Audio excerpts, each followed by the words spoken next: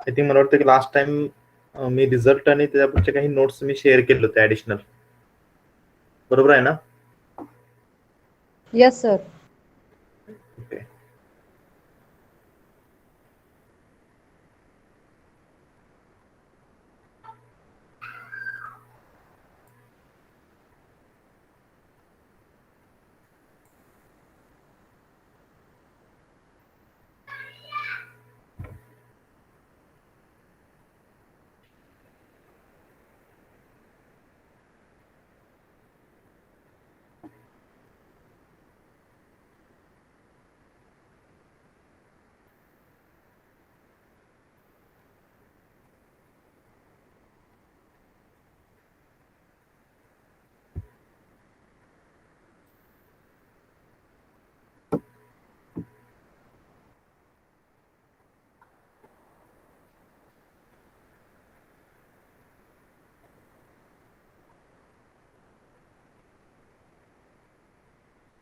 सर्वांनी roll number chat box मध्ये post करायचे फॉर अटेंडन्स.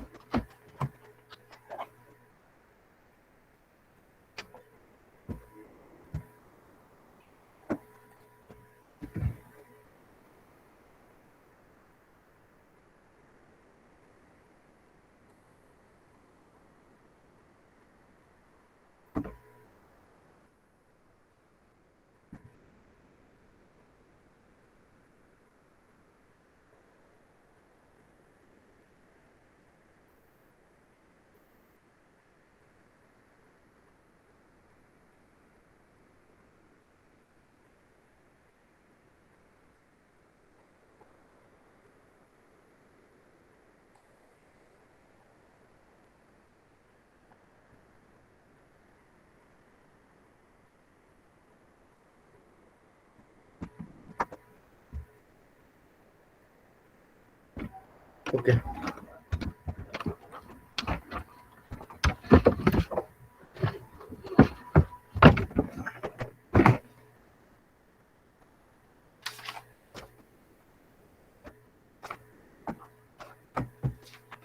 जे असाइनमेंट तुम्हाला सर्वांना मी दिलेले होते त्यापैकी फक्त 17 जणांनीच अजूनपर्यंत ते सबमिट केलेले आहे. बाकीचे रिमेनिंग पीपल्सना बहुतेक त्याची काही गरज वाटत नाही असं जाणवत आहे.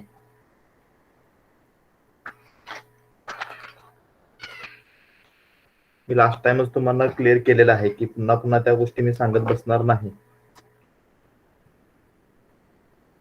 9 जणांनी केलं होतं त्यामध्ये फक्त काही मेंबर्स ऍड झालेत, बाकी आहे तसेच 29 जणांना काही गरज नाही असं जाणवतं. ठीक आहे, बघू after that.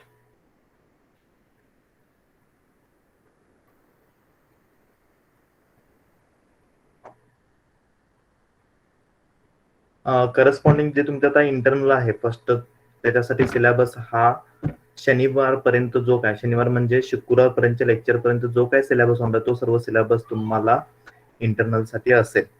Okay, first internal जे आहे ते तुमचे, तर सिलेबसच्या सर्वांनी जो काय पार्ट होतो तो कम्प्लीट करायचा आहे. सायमल्टेनियस नोट्स हे तुम्हाला मी प्रोव्हाइड करतच आहे, त्यामुळे काही प्रॉब्लेम नाही. तर करस्पॉन्डिंग आजच्या लेक्चरमध्ये काही लास्ट वन याच्यामध्ये रिझल्ट दिले होते ते रिझल्ट आपल्याला पाहायचे आहेत, त्याचबरोबर काही एक्झाम्पल, आणि त्यानंतर जर शक्य झालं तर कदाचित आपण युएमपी कडे जाणार आहोत, युनिफॉर्मली मोस्ट पॉवरफुल टेस्ट. आता आपण एमपी टेस्ट विषयी आपण डील करत होतो. एमपी टेस्ट मध्ये करस्पॉन्डिंग बाय एनपी लेमा आपण टेस्टचा फॉर्म कसा असतो कोण सांगेल मला? तर पटपट आन्सर द्यायचे मला.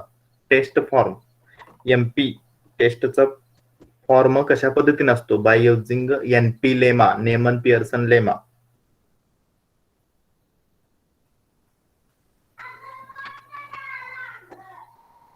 माझा आवाज येतोय सर्वांना? पटकन जरा आन्सर सांगा. बी अपडेट.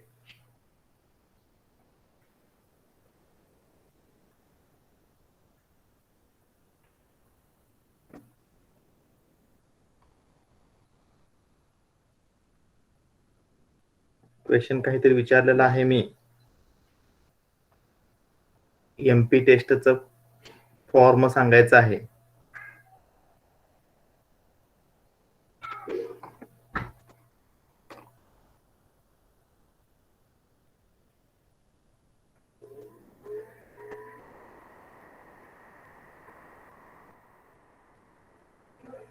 झालेलं आहे का? एनपी टेस्ट झालेले आहे का? एमपी टेस्ट झालेले आहे का?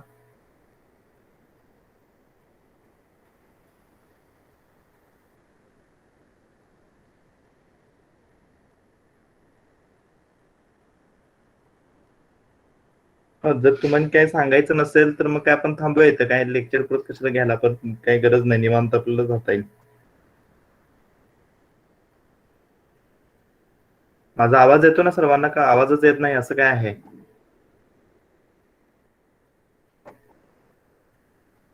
येतो सर. हा, मग काहीतरी विचारत आहे मी. सर्वांनीच त्याचे आन्सर देणं गरजेचं आहे. काही जे बोलतात तेच बोलतात, बाकीच्यांना काही देणं घेणं नाही, असं काही होऊ नये.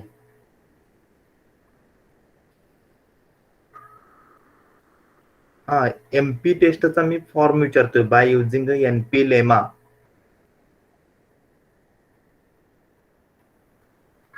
अटेंडन्स जर कुणाचे द्यायची राहिल्यास, द्यायची in the sense the post box मध्ये रोल नंबर पोस्ट करायचा आहे, जे कोण लेट कमर चालले त्यांनी.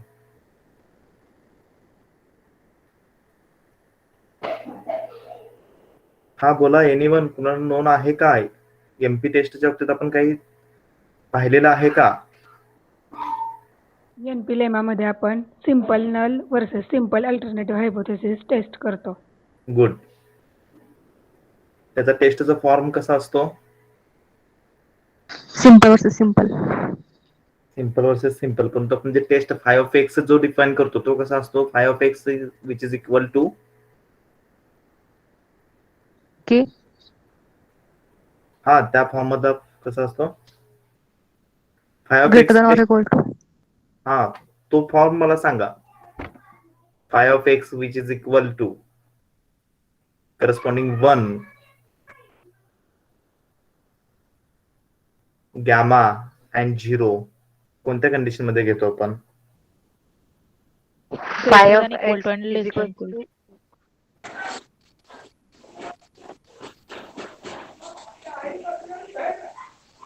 1 if f1 of x is greater than k into f naught of x. Yes, and as similar for equal to आणि लेस दॅन. ओके, तर इथं आपण जो F1 आणि F0 जो घेतो तो करस्पॉन्डिंग अंडर द H1 आणि अंडर द H0 घेतो. एक गोष्ट मला प्रामुख्याने जास्त क्लिअर करायची होती. त्याचनुसार आपल्याला टेस्ट डिफाईन करता येतात. ज्यावेळी आपल्याला एमपी टेस्ट डिफाईन करायचं आहे, सिम्पली आपल्याला H0 आणि H1 चा रेशो जर घेतला तर तुम्हाला येणार आहे फंक्शन हे डिफाईन करून तुम्हाला एमपी टेस्ट डिफाईन करता येते. ओके, आता इथं आपण सिंपल वर्सेस सिंपल विषय आपण डील करतो. जर समजा सिंपल वर्सेस कॉम्पोजिट जर फॉर्म आला तर करस्पॉन्डिंग अल्टरनेटिव्ह हायपोथेसिस मध्ये मोर दॅन 1 जर तुमचा पॅरामीटर लाईज होत असेल तर ती टेस्ट आपल्याला युनिफॉर्मली मोस्ट पॉवरफुल टेस्टकडे जात असते. तो आपण फॉर्म कदाचित आजच्या लेक्चरमध्ये किंवा नेक्स्ट लेक्चरमध्ये आपण तो बघणार आहोत, युनिफॉर्म मोस्ट पॉवरफुल टेस्ट. आता युनिफॉर्म मोस्ट पॉवरफुल टेस्टच्या केसच्या बाबतीत ज्यावेळी डील करणार आहे त्यावेळी एमएलआर प्रॉपर्टीचा एक यूज करतो आपण, मॅक्झिमम लाईक्लीहुड रेशो. मग मॅक्झिमम लाईक्लीहुड रेशो जो आहे तो करस्पॉन्डिंग कशा पद्धतीने फाइंड करायचा किंवा त्या रिलेटेड टेस्ट कशी आहे ते वगैरे आपल्याला ते बघतात.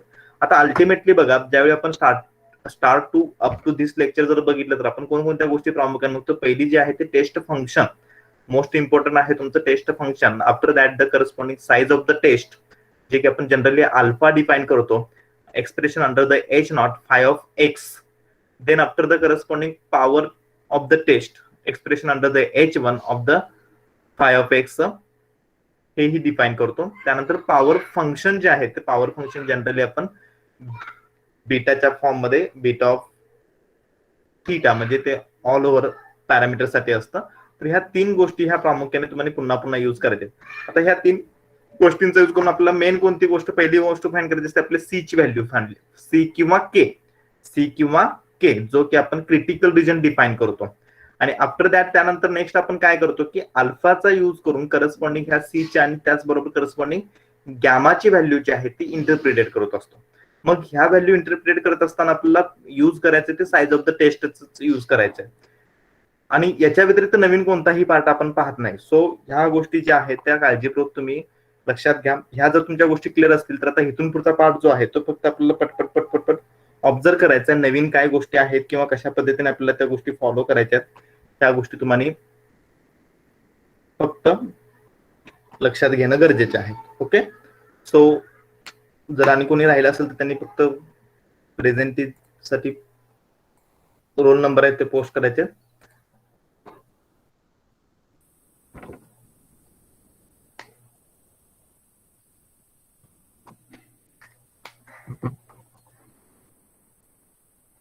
स्क्रीन शेअर झालेली आहे.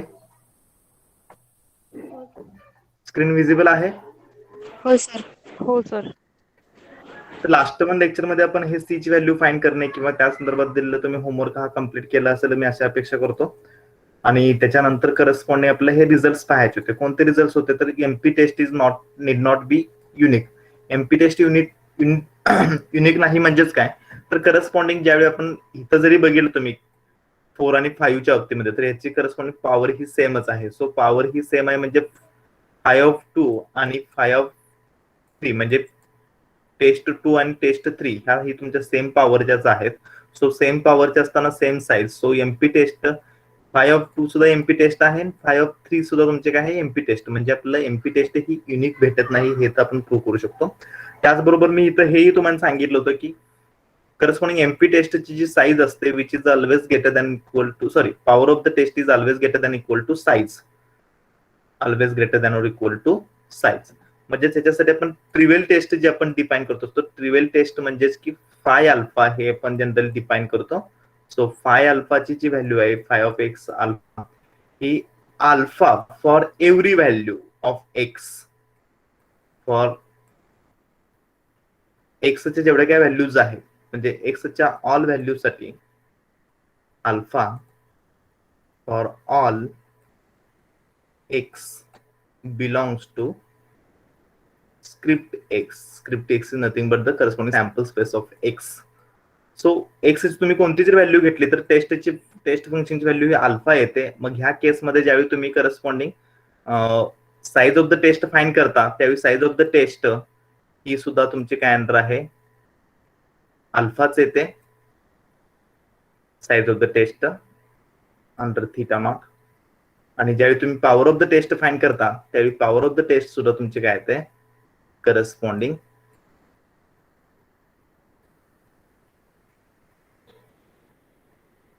अल्फा आहेत. ओके, तर इथं आपण एक मेन्शन करतो की फाय ही कुठली टेस्ट आहे एमपी टेस्ट आहे. सो एमपी टेस्टचा अर्थ काय होतो की करस्पॉन्डिंग तुम्ही दुसरी कोणतीही टेस्ट घेतली तर त्या टेस्टपेक्षा ह्या टेस्टची पॉवर ही तुमची काय असणार आहे ऑलवेज ग्रेटर असणार आहे. सो मी अदर सेम साईजची टेस्ट घेतली ती कोणती टेस्ट आहे तर करस्पॉन्डिंग धिस वन टेस्ट आहे ट्रिव्हियल टेस्ट. म्हणजे ट्रिव्हियल टेस्ट ही म्हणजे फाय अल्फाची. सो फाय अल्फापेक्षा त्या फायची जी पॉवर आहे ती ऑलवेज काय असणार तुमची ग्रेटर असणार आहे. सो फायची पॉवर लिहित असताना मला करस्पॉन्डिंग या फॉर्म मध्ये लिहिता येऊ शकतं expression under h1 phi of X which is greater than expression under h1 corresponding trivial test म्हणजे अल्फा साठीची टेस्ट आपण जी डिफाइन करतो ती फाय ऑफ एक्स पेक्षा ही काय असणार ग्रेटर असणार कारण दोन्हीची साईज सेम आहे आणि फाय टेस्ट ही तुमची एमपी टेस्ट आहे. सो ऑब्व्हियसली त्याची पॉवर ही अदर कोणत्याही टेस्ट पेक्षा काय असणार तुमची पॉवर त्याची काय असणार आहे ग्रेटर. आता ही जी पॉवर डिफाइन केली याची व्हॅल्यू काय आहे तुमची अल्फा. सो ही अल्फा व्हॅल्यू म्हणजेच काय आहे तुमची साईज आहे. सो अल्टिमेटली हा पार्ट जर आपण इथून जर इरेज केला तर लक्षात येईल की करस्पॉन्डिंग त्याची power of the test of corresponding MP test is always greater than equal to alpha. Always greater than equal to alpha हा एक थेरम तुला प्रूव्ह करायचा आहे. त्यानंतर करस्पॉन्डिंग दुसरा थर्ड वन थेरम जो आहे तो करस्पॉन्डिंग 1-5 ची जी टेस्ट आहे ती सुद्धा एमपी टेस्ट होते, फक्त तिथं हायपोथेसिस जे आहेत ते तुमचे काय होतात इंटरचेंज होते. तर ह्याचे प्रूफ सुद्धा मी तुम्हाला दिले होते, मे बी तुम्ही रीड केले असतील अशी मी अपेक्षा करतो. ओके, सो जो आता जो डिस्कस केला तो theorem MP test, then the power of the phi is always greater than or equal to size of the phi. So suppose phi has a size, corresponding size आपण define केली. एक लक्षात घ्या, एक्सप्रेशन लिहित असताना तुम्ही डिरेक्टली विदाउट ब्रॅकेट सुद्धा phi of X लिहू शकता. सो इथं ब्रॅकेट लिहिलाच पाहिजे असं काही गरज नाही की काही लास्ट वन याच्यामध्ये मी ब्रॅकेट हा इथं मेन्शन केलेला आहे. सो जरी ब्रॅकेट नसेल तरी सुद्धा तो अंडरस्टँडिंग करून घ्या की हा ब्रॅकेट नीड नॉट आहे, म्हणजे की पाहिजे तसं काही नाही. Okay, so to the power of the test phi is given by corresponding ही पॉवर जे आपण आहे ते अल्टरनेटिव्हली हायपोथेसिस साठी आपण θ1 साठी आपण डिफाइन करतो of a size alpha. MP टेस्टच्या संदर्भात आपण डील करतोय कारण फाय ही आपली काय आहे एमपी टेस्ट आहे. करस्पॉन्ड आपल्याला शो काय करायचं आहे तर power of the is greater than equal to alpha हे आपल्याला शो करायचं आहे. So define a trivial test as phi alpha is equal to alpha for all x belongs to script x साठी आपण एक टेस्ट डिफाइन केली आणि ह्या टेस्टची जर व्हॅल्यू आपण फाइंड केली, करस्पॉन्डिंग जर आपण त्याची साइज फाइंड केली तर अल्फाच यायचे, त्याची करस्पॉन्डिंग जर तुम्ही पॉवर फाइंड केली तरी सुद्धा त्याची व्हॅल्यू काय येते अल्फाच येते. ओके, सो कारण का तर ज्यावेळी तुम्ही x belong to script x घेता जो ऑब्व्हियसली ऑल सॅम्पल्स ज्यावेळी आपण प्रॉबिलिटी फाइंड करतो त्यावेळी ऑब्व्हियसली 1 असणार आहे. त्यामुळे करस्पॉन्डिंग एंट्री व्हॅल्यू ही ऑलवेज तुमची काय असणार आहे alpha into 1. Alpha into 1 in this case same, also in this case same, alpha into 1 च्या फॉर्म मध्ये ही प्रॉबिलिटी एंट्री आहे. So theta naught is equal to θ1, sorry theta naught आणि θ1 साठी. आफ्टर दॅट फाय ही काय आहे आपली एमपी टेस्ट आहे, मोस्ट पॉवरफुल टेस्ट आहे. सो साइज अल्फा ही पण साइज अल्फाची टेस्ट आहे, करस्पॉन्डिंग आधी डिफाइन केलेली टेस्ट पण आपली अल्फा साइजची टेस्ट आहे. So power of phi is always greater than or equal to power of any other size alpha test. So in particularly phi alpha x is a size alpha test. Hence आपला corresponding phi of x ची power ही कोणत्याही दुसऱ्या टेस्टच्या size अल्फाच्या test पेक्षा greater असेल. So ultimately आपल्याला प्रूफ लिहिता येईल की corresponding power of the MP test is always greater than corresponding alpha म्हणजे साइज ऑफ द टेस्ट. हा सिंपल असा प्रूफ आहे. After that the next one जे आपण थर्ड वन रिझल्ट साठी डिस्कस करतो तो पार्ट म्हणजे करस्पॉन्डिंग टेस्टच्या बाबतीत पहिली एमपी टेस्ट जी आहे ते आपण फाय ने डिफाइन केलेली आहे आणि त्याच्यावेळी corresponding H naught is theta is equal to theta naught versus theta is equal to θ1 हा आपला करस्पॉन्डिंग H1 आहे. देन 1-5 विषयी डील करायचा. सो 1-5 विषयी ज्यावेळी डील करणार त्यावेळी 1-5 ची टेस्ट आपल्याला डिफाइन करायला लागेल. So as usual process, suppose phi is MP test of size alpha and probability of type 2 errors आपण फाइंड करू शकतो 1 - बीटा. सो कारण की पॉवर आपण बीटा डिफाइन करतो. सो साइज करस्पॉन्डिंग जे आपण फाइंड करतो टाइप 2 ची प्रोबॅबिलिटी ही 1 - बीटाच्या फॉर्म मध्ये येणार आहे. सो टाइप 2 एरर्स ची प्रोबॅबिलिटी ही 1 - beta. After that by NP lemma, कारण की आपण एनपी लेमा नुसारच आपण कोणती टेस्ट डिफाइन करतो मोस्ट पॉवरफुल टेस्ट डिफाइन करत असतो. So by NP lemma test जे आहे ते आपण या फॉर्म मध्ये डिफाइन करणार. 1 if f1 upon f0 is greater than k, f1 upon f0 is equal to k, gamma f1 upon f0 is less than k, 0. So ultimately आपल्याला define काय करायचं आहे 1-5 ऑफ एक्स ची टेस्ट डिफाइन करायची. सो 1-5 of x ची test define केल्यानंतर इथे व्हॅल्यू काय येणार आहे 0, 1 - gamma and this one is a 1. So 1 - 5x, so 1 - 0 nothing but 1. त्यावेळी केसेस मध्ये इथं फरक काय होणार. So this is range corresponding condition जी आहे ती तुमची सेम राहणार. So f1 upon f0, f1 upon f0 आणि f1 upon f0. आता इथं क्रिटिकल रिजन जो आहे तो 1 म्हणजे हा क्रिटिकल रिजन आपल्याला डिफाइन करत असतो. हा क्रिटिकल रिजन आपला कशा फॉर्म मध्ये आलाय लेस दॅन फॉर्म मध्ये आलाय. सो अल्टिमेटली मला तो ग्रेटर दॅन फॉर्म मध्ये जर लिहायचा असेल तर मला कसा लिहिता येईल ऑब्व्हियसली याचा रेसिप्रोकल घेतला की करस्पॉन्डिंग साइन जे आहे ते चेंज होईल. जर रेसिप्रोकल घेतलाय काय म्हणतोय आपले साइन काय म्हणतोय लेस दॅनचं काय म्हणतोय greater than. So here we get this test in the form of the 1 - 5x is 1 if f0 upon f1. So f0 upon f1 that is means f0 is converted to under the h1 and ratio आपण कशाचा घेतो हे लक्षात ठेवा. Ratio कशाचा घेत असतो आपण h1 upon h0 चा, h1 upon h0 चा. सो इथं ह्या केसमध्ये काय होणार आहे आपले चेंज होत आहे. कधी 1 मायनस फाय ऑफ एक्स असताना, कधी होणार आहे 1 मायनस फाय ऑफ एक्स चे टेस्ट विषयी डील करत असताना, हे लक्षात ठेवा. Again 1 minus gamma also it is lies between the 0 to 1 and 0 for this particular f naught upon f1 केस मध्ये. आता हीच आपण 5 स्टार म्हणून टेस्ट कन्सिडर करू शकतो as a form of MP test. हा सुद्धा एमपी टेस्टचा फॉर्म आहे by sufficient part of the NP lemma. By sufficient part of the NP lemma. By sufficient part of the NP lemma. मग NP लेमाच्या sufficient part नुसार आपण सांगू शकतो 5 star is MP test for testing theta is equal to theta 1. इथे H not जो आपण define केला आणि H1 डॅश हा जो आहे तो correspond theta is equal to theta naught. तर हा जो बदल आहे हे लक्षात येण्यासाठी सुद्धा मी इथे करस्पॉन्डिंग रेड अंडरलाईन केलेले आहे. आपला काय होतं की करस्पॉन्डिंग जो हायपोथेसिस आहे तो फक्त काय होतो की इंटरचेंज होतो. So and size of the this test is corresponding. आपण साइज जर डिफाईन केली तर 1 मायनस बीटा येते. साइज काय येते आपली 1 मायनस बीटा. कारण की corresponding 5 star is nothing but the 1 minus phi of x. So 1 minus this function is nothing but the 1 minus beta. And power of the test ज्यावेळी find करणार आहे ती power of the test ही तुमची काय ते 1 minus alpha. Power of the test काय ते आपली 1 minus alpha. So we can write here is a MP test of size 1 minus beta and power 1 minus alpha. तर या पद्धतीप्रमाणे ही टेस्ट आपल्याला डिफाईन करता येते. तर हे दोन रिझल्ट्स आहेत अगदी इझी फॉर्म मध्ये आहेत. Size of the test, power of the test, ह्या जर गोष्टी तुम्हाला वेल नोन असतील तर हे पटकन तुम्हाला अंडरस्टँडिंग होणार आहे. ओके. सो आफ्टर दॅट आणखीन एक रिझल्ट जो होता की MP test need not be unique. त्याच्यासाठी आपण करस्पॉन्डिंग त्या रिझल्टच्या अगोदरचं एक एक्झाम्पल जरी तुम्ही रेफर केलं तरी सुद्धा तुम्हाला क्लिअर होतं की corresponding need not be unique.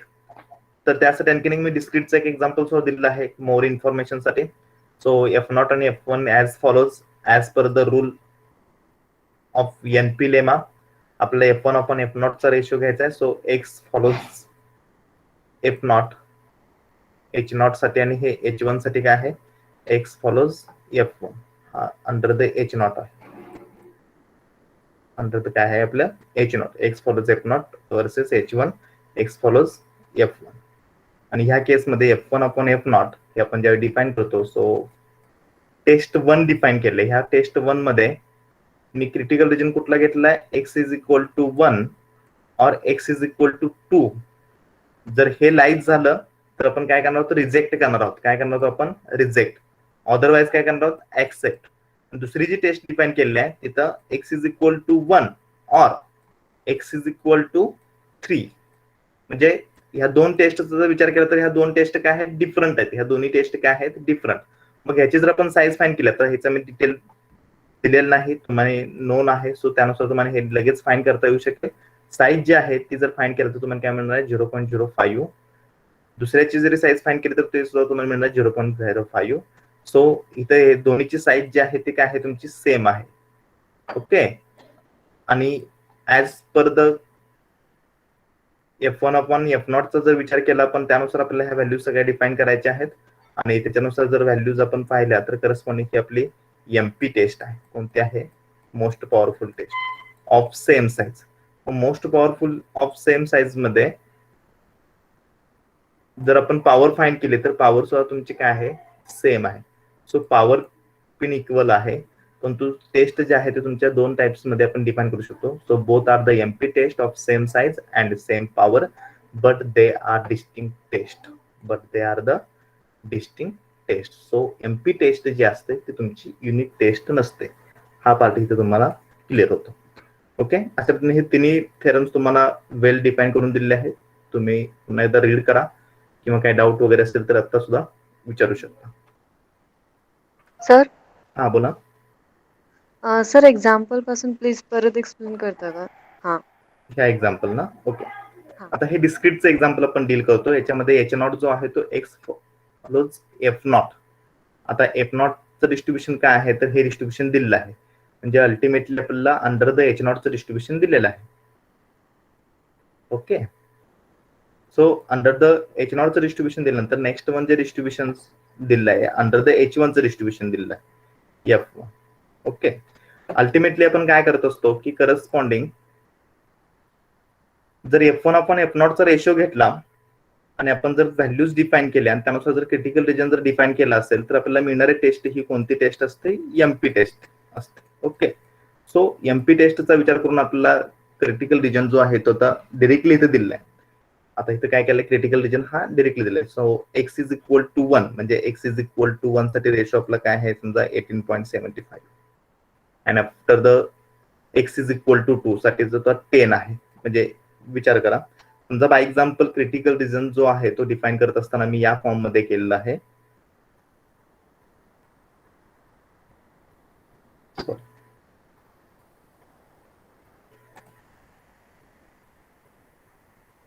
F1/F0 चा जो रेशो आहे हा रेशो ग्रेटर दॅन 9च्या केसमध्ये बघत आहे.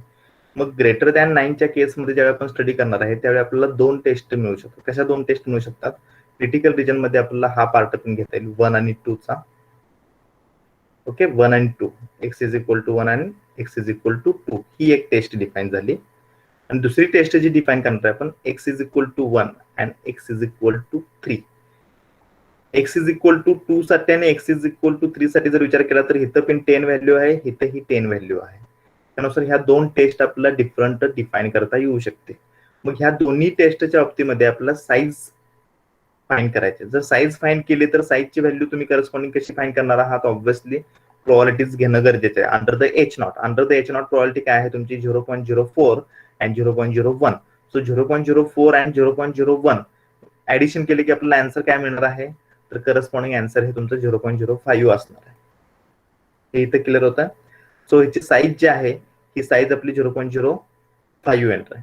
आणि ज्यावेळी आपण अंडर द H1 साठी डील करणार आहोत त्यावेळी करस्पॉन्डिंग प्रोबॅबिलिटी तुमच्या कोणत्या कन्सिडर करणार आहेत? अंडर द H1च्या प्रोबॅबिलिटीज ह्या तुमच्या 0.75 आणि 0.1 आहे.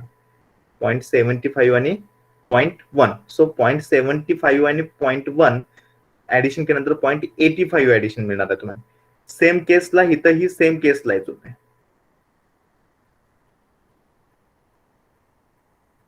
कारण की ह्या दोन्हीचे प्रोबॅबिलिटी सेमच आहेत. त्यामुळे ह्या दोन्ही मध्ये आपण जर काही बदल केला तर करस्पॉन्डिंग टेस्ट मध्ये काय होतं? फक्त x1 आणि x2 आणि x1 आणि x3 त्या फॉर्म मध्ये आपल्याला ह्या टेस्ट भेटतात. ह्या दोन डिफरंट टेस्ट जरी आपण दिसायला दोन डिफरंट टेस्ट असतील तरी सुद्धा आपल्याला इथे मिळताना त्याची साईज सेम मिळते आणि पॉवर सुद्धा सेम मिळते. सो आपल्याला इथे स्टेटमेंट काय सांगता येऊ शकतं की एमपी टेस्ट ही युनिक नसते. एमपी टेस्ट काय नसते? युनिक नसते. क्लिअर झालं का? Yes sir. Okay. After that आणखीन एक दोन एक्झाम्पल दिलेत. ऍक्च्युली आता मी हे देणार नव्हतो तरी पण म्हणलं असून द्या, ठीक आहे, आपण माझं काम आहे देण्याचं. तुम्ही आता तुमचा प्रश्न आहे की किती करायचं किंवा नाही. ओके, सो अल्टिमेटली एक आपण पॉइसन डिस्ट्रीब्युशन म्हणजे डिस्क्रीटची केस कन्सिडर केली. आता एक लक्षात ठेवा की ज्यावेळी आपण एमपी टेस्ट डिफाईन करतो जर तुमचं समजा करस्पॉन्डिंग जर कंटिन्युअस डिस्ट्रीब्युशन असेल तर डायरेक्टली 1 आणि 0 मध्ये टेस्ट डिफाईन केली तरी सुद्धा चालू शकते. परंतु जर समजा तुम्ही डिस्क्रीट डिस्ट्रीब्युशन विषयी जर डील करत असला तर तुम्हाला तीच टेस्ट 1, गॅमा आणि 0 या फॉर्म मध्ये डिफाईन करावं लागते. कोणती? एमपी टेस्टच्या बाबतीत. हे तुम्हाला बाय प्रॅक्टिसनं तुमच्या लक्षात येऊन जाईल. कारण की आपण ज्यावेळी कंटिन्युअस केस विषयी डील करतो त्यावेळी गॅमाची टर्म आपल्याला इथं लाईज होत नाही. कारण की रेशो इक्वल टू के चा फॉर्म आहे ना इथे. तर इक्वल टू के चा फॉर्म इथं काय होत असतो? लाईज होत नाही इन केस ऑफ कंटिन्युअस.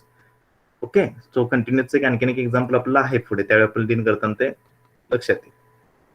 आता पॉइसन डिस्ट्रीब्युशन विषयी आपण डील करत आहोत. पॉइसन डिस्ट्रीब्युशन मध्ये आपल्याला करस्पॉन्डिंग रेशो फाईन करायचा होता. आता एमपी टेस्ट डिफाईन करायचे आहे की साइज ऑफ अल्फा. क्वेश्चन काय दिलाय? Obtain MP test of size alpha. So MP test of size alpha ज्यावेळी डिफाईन करायचा आहे त्यावेळी ऑब्व्हियसली आपण काय करणार आहोत? As per the NP lemma, Neyman Pearson lemma, आपण टेस्टचा फॉर्म डिफाईन केला. सो अल्टिमेटली आपल्याला इथं काय फाईन करावं लागेल? आता इथं मी पुन्हा व्हेक्टर कधी घेतो तर x1 x2 xn असेल तर फक्त एका व्हेरिएबल शेड्यूल करत असेल तर आपण इंडिव्हिज्युअल व्हेरिएबल घेत असतो. हा मला रेशो डिफाईन करणं गरजेचं आहे. ओके, सो हा रेशो डिफाईन करायचा. ते रेशो डिफाईन करत असताना आपल्याला ह्या दोन ज्या व्हॅल्यू आहेत के आणि अल्फा हे कशावरती डिपेंड असणार आहे, corresponding size of the test वरती. साईज ऑफ द टेस्ट कधी, तर अंडर द एच नॉट. आता हा रेशो डिफाईन करायचा F1 upon F naught X bar साठी. सो एक्स बारचं distribution, so x1 x2 xn जे आहे ते be random sample for Poisson आणि ते करस्पॉन्डिंग इंडिपेंडेंट आहे असं कन्सिडर करून काय होणार आमचं मल्टिप्लिकेशन होईल. सो एक्स साईज पॉइसन डिस्ट्रीब्युशनचा पीएमएफ नोन आहे, त्यानुसार करस्पॉन्डिंग समेशन एक्स आयच्या फॉर्म मध्ये जर आपण मल्टिप्लिकेशन जर आपण सर्व पीएमएफ जर मल्टिप्लिकेशन घेतलं तर आपल्याला ह्या फॉर्म मध्ये आन्सर मिळणार आहे e raise to minus n upon lambda one raise to summation x i divided by product of x i factorial. Same e raise to minus n lambda naught raise to summation x i product of x i factorial under the H naught under the H1. आता ह्या case मध्ये काय होणार आहे की corresponding e raise to minus n lambda one minus lambda naught त्या terms आपण define केल्या. After that lambda one lambda two च्या बाबतीत corresponding lambda one upon lambda naught is summation corresponding x i. This term get cancel. Okay, आता हा constant आहे. Ultimately ह्याची value जी आहे ती ग्रेटर दॅन के साठी आपण कम्पेअर करतो, तो अल्टिमेटली ही व्हॅल्यू आपण ग्रेटर दॅन के साठी काय करणार, कम्पेअर करणार. सो ग्रेटर दॅन के मध्ये कम्पेअर करत असताना आपला करस्पॉन्डिंग कॉन्स्टंटचा पार्ट एका साईडला. आता इथं पॉवर मध्ये आहे, सो लॉग घेणं गरजेचं आहे. समेशन एक्स आहे log lambda one upon lambda naught. So log पुन्हा परत करस्पॉन्डिंग आपल्याला साईड चेंज करून लॉग के दिस. आता हा पूर्ण पार्ट जो आहे तर याच्यामध्ये कोणताही व्हेरिएबल इन्व्हॉल्व नाही. सो हा होल टर्म आपण काय केलं, कॉन्स्टंट म्हणून कन्सिडर केला c. So summation x i greater than c आपला अल्टिमेटली काय मिळाला, क्रिटिकल रिजन मिळाला. अल्टिमेटली काय मिळालं आपल्याला, critical region. So hence size alpha MP test is summation x i greater than c, summation X I is equal to c, summation X I is less than c. पुन्हा एकदा लक्षात घ्या, ह्या ratio वरून आपल्याला आपण स्टॅटिस्टिक एक define करतो.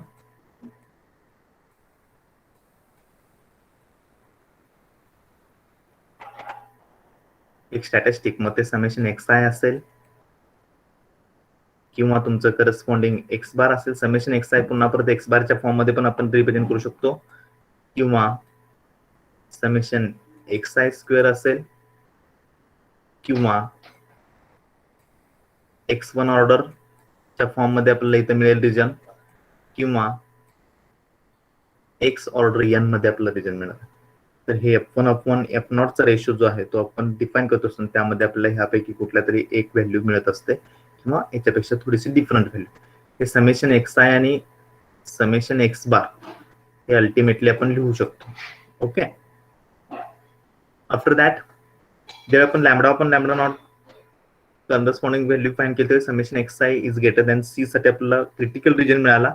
तर क्रिटिकल रिजन मिळाल्यानंतर आपला नेक्स्ट पार्ट कोणता राहतो, तर ऑब्व्हियसली आपल्याला व्हॅल्यूज फाइंड करायचे.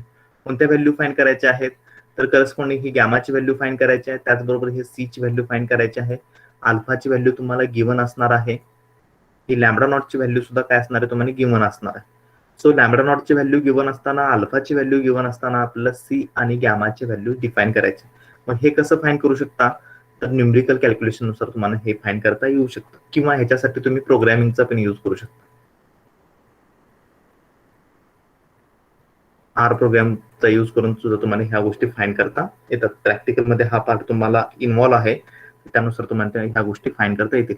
जर समजा थेरॉटिकल एक्झाम तुमची होईल असं अपेक्षित धरू आपण, त्यावेळी तुम्हाला जर अशा टाइप मध्ये एक्झाम्पल विचारलं असेल तर तुम्ही इथपर्यंत सॉल्व्ह करून तुम्ही थांबू शकता. परंतु प्रॅक्टिकलला जर हे एक्झाम्पल विचारलं असेल तर तुम्हाला तिथे ह्या व्हॅल्यू दिलेल्या असणार आहेत. लॅम्बडा नॉटची व्हॅल्यू असणार आहे, करस्पॉन्डिंग अल्फाची व्हॅल्यू असणार आहे, आणि त्यावेळी तुम्हाला बाय युजिंग प्रोग्राम किंवा बाय युजिंग कॅल्क्युलेशन तुम्हाला सीची आणि गॅमाची व्हॅल्यू फाइंड करायची आहे. ओके, त्याविषयी तुम्हाला मी करस्पॉन्डिंग प्रॅक्टिकलच्या बाबतीमध्ये तुम्हाला डील करताना मी तुम्हाला ह्या गोष्टी सांगेन. अल्टिमेटली लक्षात घ्या की मी पुन्हा रिपीट करतोय, आपल्याला size of the test. Size of the test मध्ये हा पार्ट आपल्याला डिफाईन करायचा असतो. हा पार्ट डिफाईन झाला की by using the size of the test अल्फाची व्हॅल्यू यूज करून आपल्याला सी आणि गॅमाची व्हॅल्यू फाइंड करायची असते. हीच प्रोसेस आपल्याला अल्टिमेटली सर्व ठिकाणी फॉलो करायची. तर ह्यानुसार काळजीपूर्वक लक्षात ठेवा. ओके. आफ्टर दॅट हे बायनॉमियल एक्झाम्पलच्या बाबतीत मी तुम्हाला विचारलेलं होतं आणि मला अपेक्षित आहे की तुम्ही आता मला याचा आन्सर सांगायचा. तुम्हाला वरचं एक्झाम्पल मी तुमच्या समोर ठेवतो, त्यानुसार तुम्हाला हे एक्झाम्पल सॉल्व्ह करून मला आन्सर सांगायचं आहे. बर्नॉलीचं एक्झाम्पल दिलेलं आहे. एक्झाम्पल कशाचं आहे? बर्नॉलीचं. सेम वरचा फॉर्मॅट लक्षात घेऊन एक्झाम्पल सॉल्व्ह करून मला सांगायचं. मी तुमच्यासाठी 5 मिनिटं देतोय. हे लास्ट लेक्चर मध्ये मी तुम्हाला बोललो होतो, त्यामुळे तुम्ही ह्याच्यासाठी वर्कआउट केलं असेल किंवा कुणी आन्सर पण काढून ठेवलं असणार. तो हा फॉर्मॅट मी तुमच्या समोर ठेवलेला आहे. त्यानुसार 5 मिनिटं देतोय. 5 मिनिटानंतर मी तुम्हाला त्याचा आन्सर विचारतोय. एक्झाम्पल एकदा सर्वांनी बघून घ्या. xi follows Bernoulli 1 theta, I runs from 1 to n, theta is equal to theta naught, theta is equal to theta 1.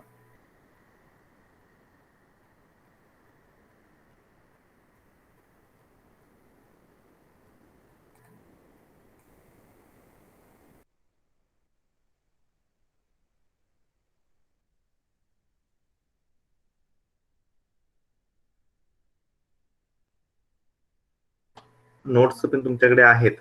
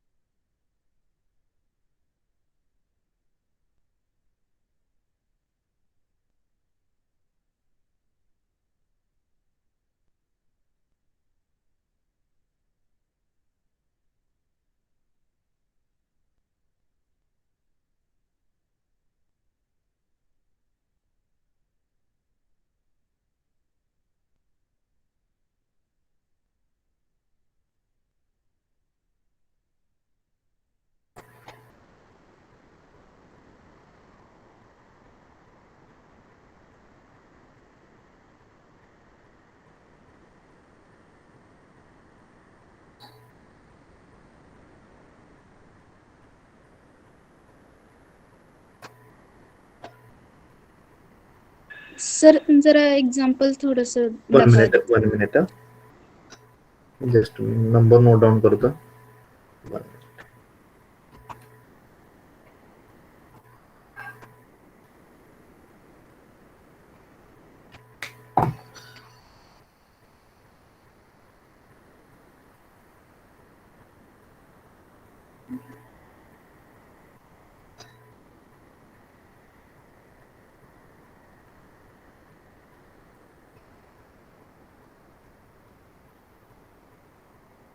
वरती पॉइसनचं बघायचं.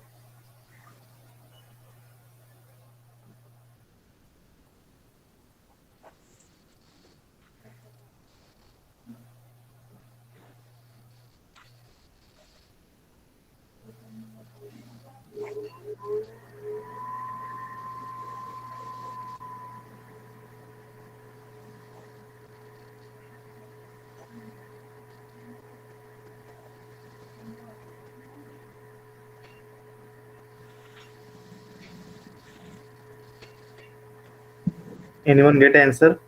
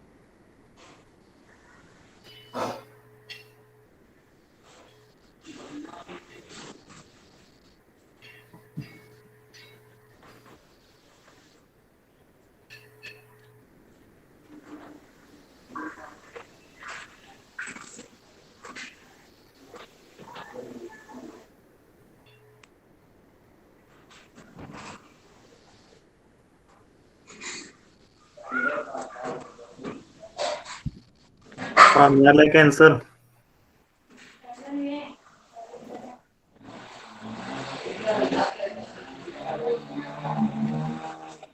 अभिषेक,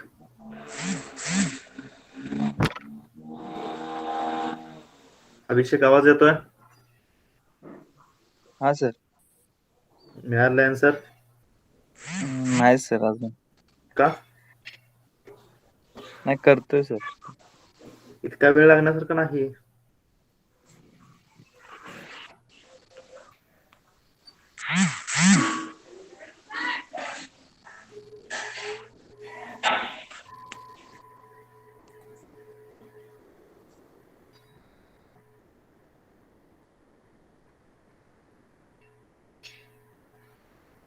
बरं, काय काय प्रोसेस केले कोण सांगेल मला? पहिल्यांदा काय करावं लागेल बघा? रेशो घेतला सर. रेशो घ्यावा लागेल. रेशो घेत असताना करस्पॉन्डिंग x1 x2 xn आहेत, सो प्रोडक्ट घ्यावं लागेल. बर्नौलीचं करस्पॉन्डिंग पीएमएफ काय आहे?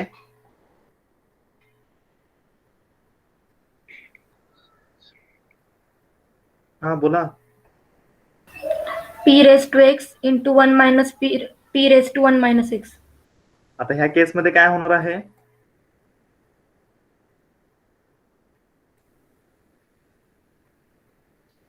थीटा 1 घेतो ना ते आपण, so theta 1 raise to summation x आहे. करेक्ट आहे का? हो, 1 minus theta 1 raise to 1 minus summation x आहे. 1 मायनस होईल का ते? n मायनस समेशन एक्स आहे. n मायनस समेशन एक्स आहे. Okay, again what we get? Theta naught raise to summation x आहे 1 minus theta naught raise to n minus summation x आहे. Okay, raise to n आणि race to n get cancel होईल का? बोला. नाही final race काय नाही sir, madam? नाही. नाही नाही.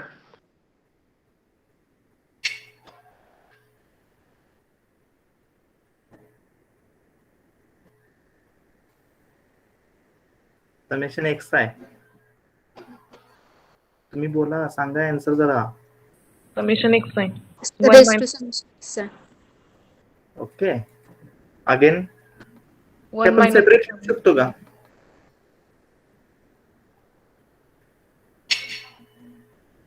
हा. हो सर. मग सेपरेट जर लिहू शकत असेल तर n ची टर्म कॅन्सल होईल का राहील प्रेझेंट? कॅन्सल होत नाही, कारण की थीटा नॉट आणि थीटा वन आहे. सो लिहिताना फक्त असं लिहिता येईल आपलं, बरोबर ना? बोला बोला काहीतरी. फक्त रेशो लिहायला लागेल सर. हा,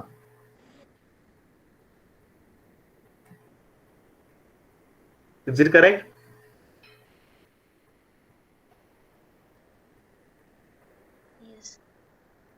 हा, आणि after that minus summation theta naught upon 1 raise to summation x आहे.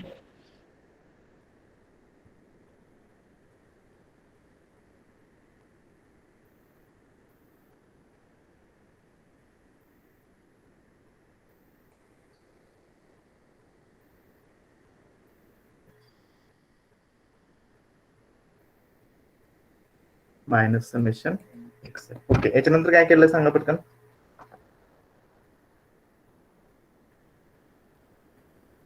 समेशन एक्स ची कॉमन टर्म घेतली. समेशन एक्स ची कशा पद्धतीने घेता येईल? Theta 1 into 1 minus theta naught divided by theta naught into 1 minus theta 1 raised to summation x आहे. Yes, after that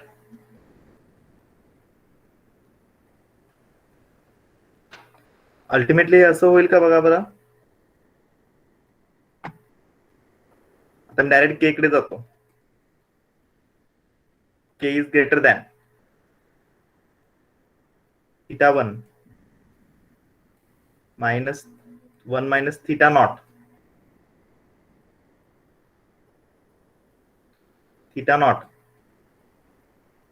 1 minus theta one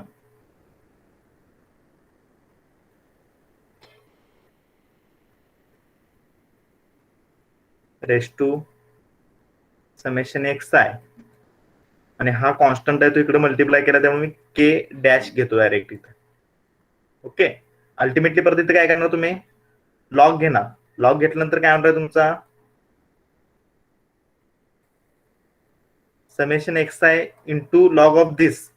आता हा लॉग ऑफ दिस, ही टर्म जी आहे, ही टर्म, हा रेशो जो आहे तो करस्पॉन्ड ग्रेटर दॅन 1 येईल का लेस दॅन 1 येईल? कोण सांगेल मला? कारण की लॉग घेतोय त्यामुळे आपल्याला 1 पेक्षा ग्रेटर आहे किंवा लेस आहे किंवा पॉझिटिव्ह आहे का निगेटिव्ह आहे या गोष्टी बघणं गरजेचे आहेत. आपली केस कोणती आहे इथे? Theta naught less than theta one. Theta one. मग theta naught less than theta one असताना हा रेशो जो आहे तो करस्पॉन्डिंग ग्रेटर दॅन 1 येईल किंवा नाही? ग्रेटर दॅन 1 येईल. ग्रेटर दॅन 1 येणार आहे, कारण की बघा थीटा वन हा ग्रेटर आहे, आणि ज्यावेळी 1 मायनस थीटा नॉट घेणार आहात आणि 1 मायनस थीटा वन घेणार आहात त्यावेळी ऑब्व्हियसली 1 मायनस थीटा नॉट हा 1 मायनस थीटा वन पेक्षा ग्रेटर येणार आहे. सो न्यूमरेटरची टर्म जी आहे ती तुमची always greater than the denominator term. मग डिनॉमिनेटरच्या टर्म पेक्षा न्यूमरेटरची टर्म ग्रेटर असेल तर ऑब्व्हियसली हा रेशो जो आहे तो तुमचा ग्रेटर दॅन 1 येणार आहे. सो अल्टिमेटली हे जे फंक्शन आहे ते इन्क्रीजिंग फॉर्म मध्ये समेशन एक्स आहे is greater than K double dash. हा आपल्याला काय मिळणार आहे? क्रिटिकल रिजनचा फॉर्म मिळणार आहे. ओके, ही एकदा टेस्ट डिफाईन झाली की पुन्हा परत काय करू शकतो आपण? ही व्हॅल्यू पुन्हा परत आपल्याला काय येते? डिफाईन करता येते.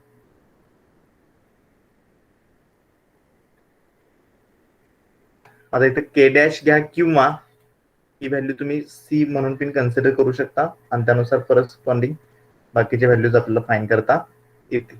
ओके,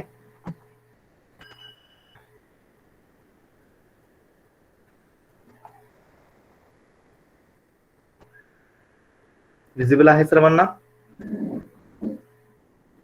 हो सर. Yes sir.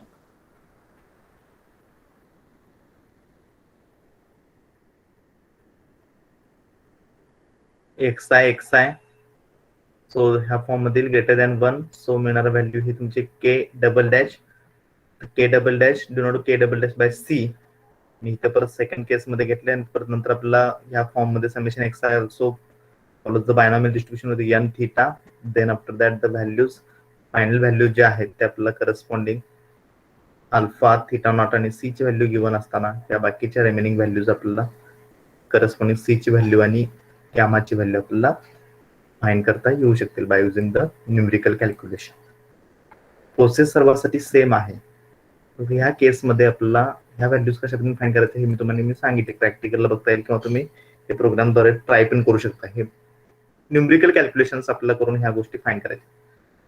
ही प्रोसेस तुम्हाला सर्व काही दिलेली आहे. एच नॉट ग्रेटर दॅन असताना परत अल्फाची व्हॅल्यू आपण कशा पद्धतीने सिम्प्लिफिकेशन करतो हे तुम्ही क्लिअरली रीड केलं तर लक्षात येईल. फक्त हा रेशो फाइंड करत असताना जर आता तुमच्या मनात ते क्लिअर झाला असेल, आता मॅक्झिमम जणांना क्लिअर होत चाललेला आहे की कसं आहे किंवा काय आहे. हा रेशो इम्पॉर्टंट आहे. आता याच्यानंतर मी ह्या नोट्स शेअर करतोय. उद्या आपलं लेक्चर आहे, त्या लेक्चरच्या वेळी जरा ह्या नोट्स सगळ्या रीड करून ठेवायच्या. का रीड करून ठेवायच्या त्याचं पण कारण लक्षात घ्या. कारण की उद्या ज्यावेळी मी तुम्हाला सांगणार आहे त्यावेळी तुम्हाला पटपट पटपट लक्षात झालं, क्लिअर झालं की आपल्याला पुढे जाता येईल. ओके. याच्या पाठीमागचा उद्देश हा आहे की आपल्याला झालेला पार्ट आहे तोच आपल्याला पुन्हा पुन्हा रिपीट आपण करत आहोत. तर त्या केसमध्ये तुम्हाला त्या गोष्टी वेल नोन असाव्यात, त्यासाठी हे रीड करून ठेवा. इथेही पुन्हा परत तेच प्रोसेस फॉलो केलेलं आहे आपल्याला. फक्त ह्या केसमध्ये काय आहे की ज्यावेळी आपण थिटा नॉट थिटा वन ची व्हॅल्यू जी आहे ही करस्पॉन्डिंग थिटा नॉट पेक्षा ग्रेटर असते, त्या केसमध्ये पॉवर फंक्शनचं आपलं नेचर कसं होतं ते बघायचं. आपलं जे पॉवर फंक्शन आपण बीटाने बीटा ऑफ फाय थीटासाठी आपण डिफाइन करतो ना. सो पॉवर फंक्शनचं नेचर जे आहे ते कोणत्या फॉर्म मध्ये आहे हे आपल्याला चेक करायचं आहे. पॉवर फंक्शन आणि हे पॉवर फंक्शनचं नेचर आपल्याला ज्यावेळी डिफाइन करायचं आहे त्यावेळी गोष्ट लक्षात घ्या की ऑब्व्हियसली आपलं पॉवर फंक्शन हे नॉन डिक्रीजिंग फॉर्म मध्ये मिळतं आणि पर्टिक्युलर थिटा नॉट पेक्षा थिटा वन ज्यावेळी ग्रेटर आहे त्यावेळी थिटा वन ची व्हॅल्यू जसशी इन्क्रीज होत चाललेली आहे ग्राफिकल मध्ये. हा थिटा जसा तुमचा इकडे थिटा वन कुठे लाईज होणार आहे तर ऑब्व्हियसली ह्या रिजन मध्ये लाईज होणार आहे. जसं तुम्ही थिटा वन ची व्हॅल्यू इन्क्रीज करत जाणार आहे तसं तुमचं फंक्शन काय होणार आहे ऑलवेज इन्क्रीजिंग फॉर्म मध्ये. नंतर सर्टन स्टेजला तुमच्या वन ला गेल्यानंतर तुम्ही काय राहणार स्टेबल राहणार आहात. परंतु ही जी केस आहे म्हणजे युनिफॉर्मली मोस्ट पॉवरफुल टेस्टची केस तुमची इथं लाईज होते. युनिफॉर्मली मोस्ट पॉवरफुल टेस्ट हे कधी पॉसिबल होतं जर तुमचा अल्टरनेटिव्ह हायपोथेसिस हा H1 consist one more than one consist more than one parameter ज्यावेळी कन्सिस्ट करत असेल त्यावेळी तुमची केस UMP ला जाते, युनिफॉर्मली मोस्ट पॉवरफुल टेस्टला. मग UMP ला टेस्ट साठी मग इथं परत डेफिनेशन दिलेलं आहे, थोडंसं रीड करायचं आहे त्यासाठी मी तुम्हाला हायलाइट देत आहे. ओके. मग UMPच्या केसमध्ये आपण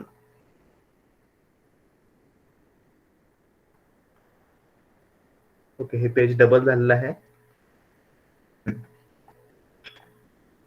आफ्टर दॅट UMPच्या केसमध्ये आपल्याला फाईन काय करावं लागतं MLR प्रॉपर्टी फाईन करावं लागते. Maximum monotonic likelihood ratio. Monotonic likelihood ratio. आता मोनोटॉनिक लाईकलीहुड रेशो मध्ये रेशो घेत असताना पाठीमागच्या केसमध्ये रेशो आपण कसा घेतो तो अंडर द H1 साठी आणि अंडर द H0 साठी. मग तो डिफाईन करत असताना इथं F1 आणि F0 ने डिफाईन केला होता. आता हा जो रेशो आहे हा रेशो घेत असताना पर्टिक्युलरली थिटा 2 आणि थिटा 1 किंवा ज्याची व्हॅल्यू ग्रेटर आहे तोच व्हॅल्यू तुम्हाला कुठं पाहिजे आहे न्यूमरेटरला आणि ज्याची लेस आहे ते तुमची व्हॅल्यू कशाला आहे डिनॉमिनेटरला. हा रेशो फाईन करायचा आहे आणि हा रेशो करस्पॉन्डिंग TX बार म्हणजे पुन्हा परत तुमचं एक तिथं करस्पॉन्डिंग स्टॅटिस्टिक लाईज होणार आहे. त्या स्टॅटिस्टिकच्या बाबतीमध्ये आपल्याला uniformly most powerful test define करत असताना त्या स्टॅटिस्टिकचा क्रिटिकल रिजनसाठी आपल्याला यूज करता येतो. So uniformly most powerful test use करत असताना मोनोटॉनिक लाईकलीहुड रेशो प्रॉपर्टीचा यूज करून आपण uniformly most powerful test define करतो. त्याच्या संदर्भात असणारे काही पुन्हा परत काही एक्झाम्पल्स दिलेले आहेत ते रीड करा.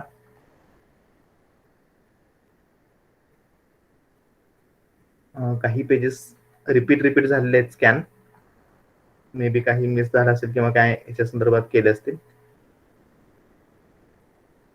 किंवा मी तुम्हाला सेंड करताना ते डिलीट करून सेंड करतोय. तर ह्या सर्व गोष्टी जरा रीड करून घ्या. म्हणजे उद्याच्या लेक्चरमध्ये आपल्याला हा पार्ट डिस्कस करत आहे. ओके.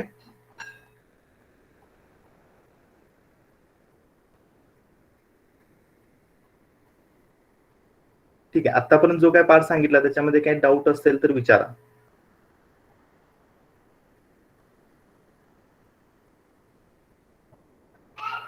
बोला, आजच्या लेक्चर मध्ये जो काही पार्ट सांगितला किंवा आता पण जो काही पार्ट झाला त्या संदर्भात काही डाऊट? सर, डिस्क्रीट डिस्ट्रीब्युशन असेल त्यावेळेसच आपण गॅमा फंक्शन डिफाइन करणार ना? हो, त्यावेळी आपण गॅमा फंक्शन डिफाइन करायचं. जनरली आपण काय करतो की ज्यावेळी एमपी टेस्टचा फॉर्म देणार आहे त्यावेळी गॅमा घ्यायचा. आता बाय एक्झाम्पल समजा हे एक्झाम्पल ज्यावेळी मी सेकंड एक्झाम्पल तुम्हाला 1 मिनिट.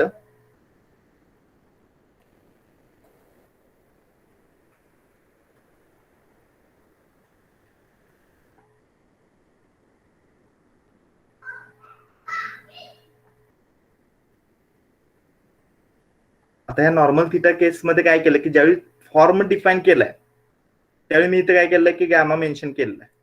परंतु ज्यावेळी ऍक्च्युअली मी टेस्ट लिहित आहे त्यावेळी तो गॅमा काय केलाय मी रिमूव्ह केलेला आहे.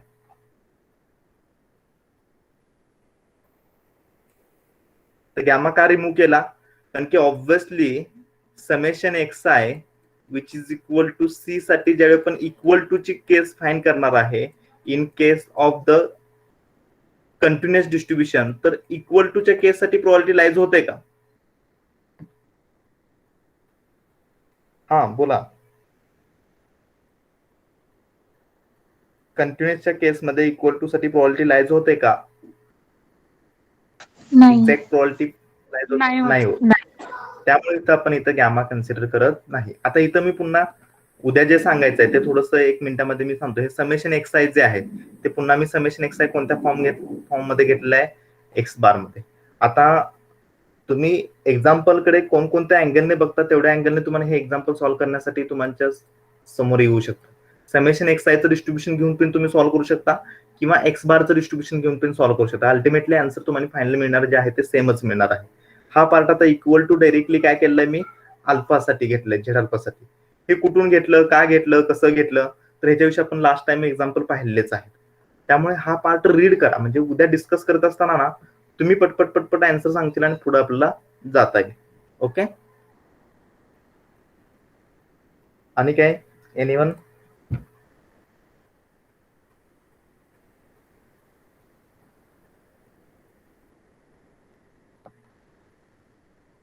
मी पुन्हा एकदा रिपीट करतो की असाइनमेंट फक्त आय थिंक तुमच्या समोर हे स्क्रीन शेअर आहे ना? हो सर.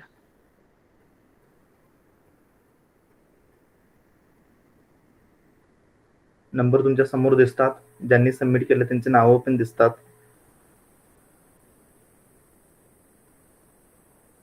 तर ह्या गोष्टींची जरा केअर घ्या. ओके.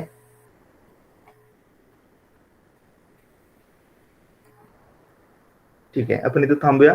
नोट्स मी शेअर करतो, रीड करा. त्यानंतर आपण नेक्स्ट लेक्चर मध्ये आपण त्याच्याविषयी डिस्कस करूया. ओके.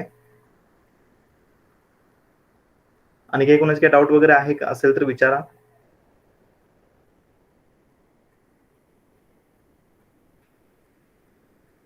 ओके ठीक आहे, सर जॉईन झाले. Okay, thank you to all.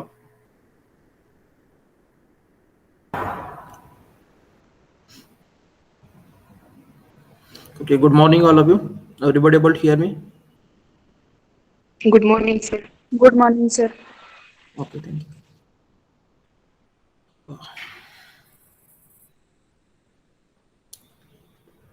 Screen first.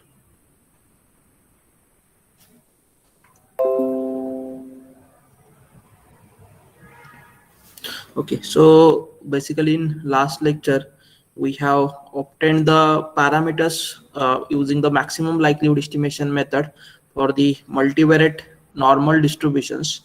Then we have seen some properties of that parameters.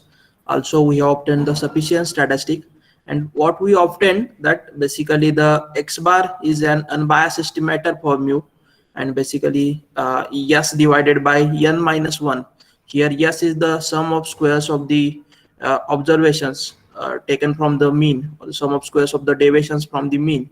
So basically S divided by n minus 1, which is the basically unbiased estimator for the variance covariance matrix sigma.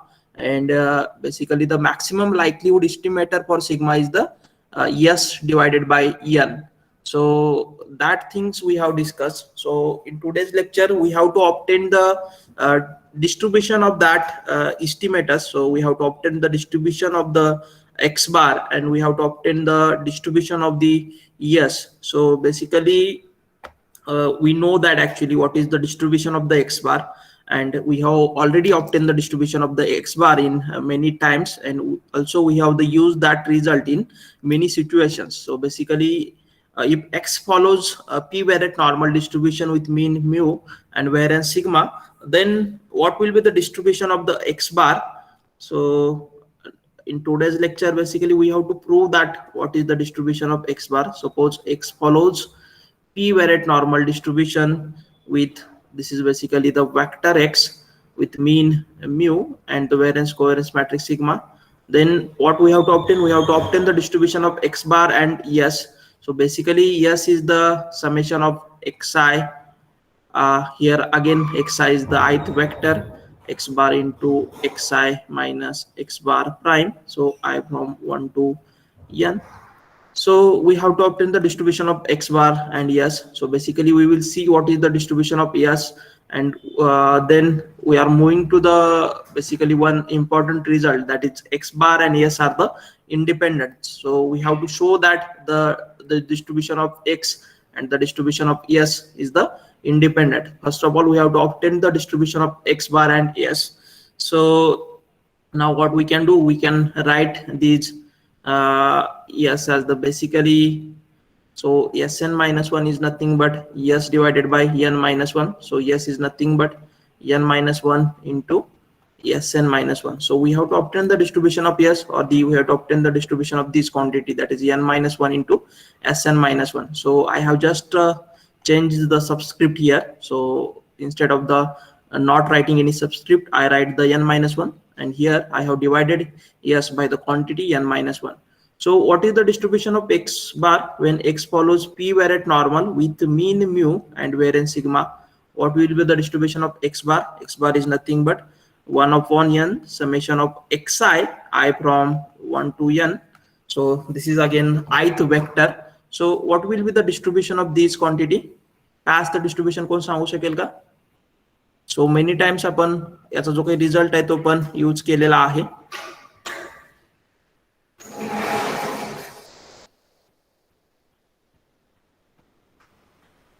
काय असतं x बारचं distribution, जे की युनिव्हेरिएट केस मध्ये असतं, तर त्या similar वेने तुम्ही सांगू शकता. फक्त युनिव्हेरिएटचे जे काही पॅरामीटर्स आहेत ते आपल्याला चेंज करावे लागतील करस्पॉन्डिंग मल्टीव्हेरिएट नॉर्मल डिस्ट्रीब्युशनच्या पॅरामीटरने, आणि त्याचं जे काही व्हेरिएट्स असतील ते पण त्या करस्पॉन्डिंग नंबर ऑफ व्हेरिएट्स न चेंज होतील. सो मेनी टाइम्स हा रिझल्ट आपण डिस्कस केलेला आहे. So again this basically x bar follows. So again this is x bar is the p-variate vector follows p-variate normal distribution with mean is equal to same as the mean of these x, and the variance covariance matrix is sigma divided by n. So x बारचं जे काही distribution असतं, जो की आपण estimate obtain केलेला आहे mu साठीचा, सो त्याचं डिस्ट्रीब्युशन आहे P variate normal distribution with mean mu and variance covariance matrix sigma असतं. सो हा रिझल्ट आपल्याला प्रूव्ह करायचा आहे. बेसिकली जर तुमची एक्झाम ही जर ऑनलाईन मोड मध्ये असेल तर तुम्हाला कोणत्याही थेरमचं प्रूफ हे कशा प्रकारे करायचं हे विचारलं जाणार नाही. जस्ट त्याच्या रिलेटेड जे काही एमसीक्यूज असतील ते विचारले जातील. बट तुमची जर एक्झाम ही ऑफलाईन मोड मध्ये किंवा जर सपोज इव्हन ऑनलाईन मोड मध्ये जर ठरवलं की ती थेरॉटिकल घ्यायची आहे, तर त्या केसमध्ये हे प्रूफ वगैरे तुम्हाला आले पाहिजेत. अदरवाईज तुम्ही काय करू शकता, हे जे काही रिझल्ट आहेत हे रिझल्ट आपल्याला लक्षात ठेवावे लागतील आणि त्याच्या करस्पॉन्डिंग एक्झाम्पल जे ते आपल्याला सॉल्व्ह करायचे. इव्हन आपण सेट नेटचं प्रिपरेशन करत असतो तरी सेट नेटचा पॅटर्न तुम्हाला माहिती असेल. सेट नेटच्या पेपरमध्ये कुठेही तुम्हाला थेरॉटिकल क्वेश्चन सॉल्व्ह करायचे नाहीत. जे सगळे क्वेश्चन सॉल्व्ह करायचे ते बेसिकली मल्टिपल चॉईस क्वेश्चन्स असणार आहेत, आणि त्यामुळे हे प्रूफ जे आहे ते प्रूफ कुठं तुम्हाला इम्पॉर्टंट आहे, तर बेसिकली तुमच्या ज्या काही एंड सेमिस्टर एक्झाम्स असतात ज्या प्रिव्हियस इयरली म्हणजे मागच्या वर्षी वगैरे कोरोनाच्या अगोदर त्या ऑफलाईन मोडमध्ये कंडक्ट व्हायच्या, त्यामध्ये हे एक्झाम्पल जे आहेत ते किंवा हे प्रूफ जे आहेत ते 4 मार्क किंवा 8 मार्क अशासाठी विचारले जायचे. आणि जी लोक ISS साठी प्रिपरेशन करतायत त्यांच्यासाठी पण हे बेसिकली इम्पॉर्टंट आहे, बिकॉज ISS चा जो काही पेपर आहे मल्टीव्हेरिएटचा जो 4th पेपर मध्ये असतो, सो 100 मार्क्सचा पेपर असतो, तिथं पण तुम्हाला कुठल्याही प्रकारचे MCQ क्वेश्चन्स विचारला जात नाही, तिथे तुम्हाला बेसिकली प्रूफ जे आहेत ते विचारले जातात. सो त्यामध्ये बेसिकली थेरॉटिकल क्वेश्चन्स पण असतात आणि एक्झाम्पल पण असतात. सो त्याचे काही वेटेज आहे ते आपण सांगू शकत नाही की 50% हे थेरॉटिकल क्वेश्चन असतील आणि 50% हे न्यूमरिकल एक्झाम्पल असतील, असं काही नाही. ते डिपेंड करतं की तो जो काही एक्झामिनर आहे किंवा पेपर सेटर आहे त्याच्यावरती ते डिपेंड करतं की कोणते क्वेश्चन्स जास्त टाकायचे. बट तुम्ही जर अनालाइज केलं मागच्या काही वर्षाचे पेपर, तर त्यामध्ये थेरॉटिकल क्वेश्चन सुद्धा खूप जास्त विचारले गेलेले आहेत. सो आता सुरुवातीला आपण हे एक्स बारचं जे काही डिस्ट्रीब्युशन आहे ते कशा रीतीने ऑप्टेन करायचं हे बघूया. त्यानंतर आपण एचचं डिस्ट्रीब्युशन काय असतं, सॉरी SN-1चं डिस्ट्रीब्युशन काय असतं ते आपण डिस्कस करूया. आणि त्यानंतर बेसिकली विचार डिस्ट्रीब्युशन म्हणजे काय हे आपल्याला बघायचं आहे. So basically SN-1 into SN-1 याचं जे काही डिस्ट्रीब्युशन आहे ते फक्त आपण काय आहे ते सांगणार आहे आणि ते आपण ऑप्टेन करणार नाही. ते बेसिकली विचार डिस्ट्रीब्युशन फाइंड केल्यानंतर तुमच्या लक्षात येईल की याचं डिस्ट्रीब्युशन हे विचार डिस्ट्रीब्युशन का असतं किंवा कशा रीतीनं ते ऑप्टेन होतं. सो बेसिकली आता एक्स बारचं डिस्ट्रीब्युशन ऑप्टेन करायचं असेल तर x bar is nothing but 1/n I from 1 to n xi. This is basically vector, and here basically these x1 x2 up to xn be the random sample from the p-variate normal distribution with mean, mu and variance covariance matrix sigma. Then basically expectation of x bar is nothing but one expectation of 1/n summation xi I from 1 to n. So 1/n we can take outside, and these summation and expectation signs are interchangeable. So just summation of I from 1 to into expectation of xi, and the expectation of xi is nothing but this mean vector mu. So basically 1/n summation I from 1 to n mu, which is nothing but n times mu. So final answer what we get, that is mu. So expectation of x bar is nothing but mu, and then what we have to find, we have to find the variance of x. So we have to just obtaining the expectation of x and the variance of x. We haven't obtained the distribution of x bar yet. So then the variance of x bar चा जो काही formula आहे, so त्यामध्ये मी x बार ची value put करतो, that is 1/n I from 1 to n summation xi. This is basically ith जो काही vector असेल ऑब्झर्वेशनचा तो म्हणजे xi ने आपण रिप्रेझेंट केलेला आहे. So according to the variance of 1/n summation of xi, so according the property of the scale of the change of the scale of the variance, so 1/n square summation variance of xi, and the variance of xi is nothing but the variance of variance covariance matrix sigma. So basically 1/n square summation I from 1 to n sigma. So this is nothing but n times sigma divided by n square. So final answer get summation sigma divided by n. This is the basically variance of x bar. Now what we have to obtain, we have to obtain the distribution of x bar. We have to just obtain the mean and variance of the x bar, but our interest is to find the distribution of x bar. So now suppose this is alpha is the p-variate vector of the constant. So then basically we consider the quantity alpha prime, then x bar. So this is alpha prime 1/n summation xi I from 1 to n. So 1/n, what we can write this quantity as 1/n summation I from 1 to n alpha prime xi. So I write down this as equation number 1. So alpha prime into x bar is nothing but 1/n summation I from 1 to n alpha prime xi. Now we know that the distribution of the xi, so xi follows p-variate normal distribution with mean, mu and variance sigma. then basically we have to obtain the distribution of this quantity, that is alpha prime x. So basically the distribution of alpha prime x follows basically univariate normal distribution with mean alpha prime mu and variance covariance matrix alpha sigma alpha prime alpha prime sigma alpha. So हे जे काय आहे ते आपण already obtain केलेलं आहे ज्यावेळी आपण linear combinations of the elements of the random vector x जो आहे त्याच्या एलिमेंटचं लिनियर कॉम्बिनेशनचं डिस्ट्रीब्युशन काय असतं if X I follows the P variate normal distribution, हे ज्यावेळी आपण डिस्कस केलेला आहे. तर हा रिझल्ट ऑलरेडी तुमच्या नोट्समध्ये असेल, तुम्ही जर वाचलेला असेल किंवा तुम्हाला जर समजलेला असेल तर तो लक्षात असेल तुमच्या. So alpha prime x I follows univariate normal distribution with mean alpha prime mu and variance covariance matrix alpha prime sigma alpha. Then basically these according to the definition of basically जर alpha prime xi हा जर univariate normal distribution follow करत असेल तर basically आता हा जो काही वेक्टर आहे अल्फा प्राइम एक्स, आता याचे एलिमेंट आपण कन्सिडर केले अल्फा प्राइम एक्स आहे. देन बेसिकली या ठिकाणी मी अशा रीतीने लिहितो alpha prime x1 alpha prime x2 up to alpha prime xn. These are independent. Independent का असणार आहेत तर बेसिकली xi x2 हे जे काही xn आहेत which is the random sample from the P variate normal distribution, आणि जे काही रॅन्डम सॅम्पल्स असतात त्या बेसिकली इंडिपेंडंट असतात. सो बेसिकली हा जो काही x1 वेक्टर आहे x2 वेक्टर आहे xn वेक्टर आहे तो इंडिपेंडंट असणार आहे. आणि प्रत्येक जो काही वेक्टर आहे त्याला जर आपण अल्फानं जरी मल्टिप्लाय केलं तर जी काही तुम्हाला क्वांटिटी मिळणार आहे रिझल्टंट मध्ये ती सुद्धा काय असेल इंडिपेंडंट असेल. So basically alpha prime x alpha prime x two up to alpha prime x n are the इंडिपेंडंट्स.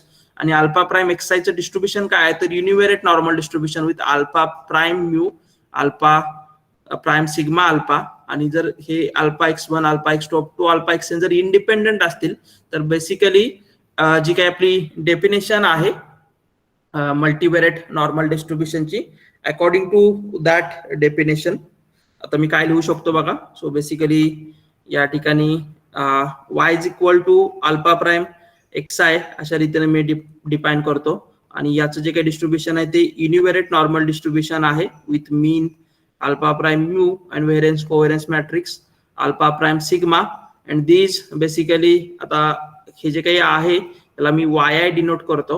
yi is nothing but alpha prime xi and these alpha prime x1 alpha prime x2 up to alpha prime xn are the independent. so basically y1 y2 up to yn these are the independently univariate normal distributed random variables. So basically आता हे जे काही equation 1 आहे त्या according to equation 1 alpha prime x bar म्हणजे काय लिहिलं होतं आपण 1/n summation i from 1 to n alpha prime x i. So हे जे काही अल्फा प्राइम एक्स आहे ते मी yi न रिप्लेस करतो.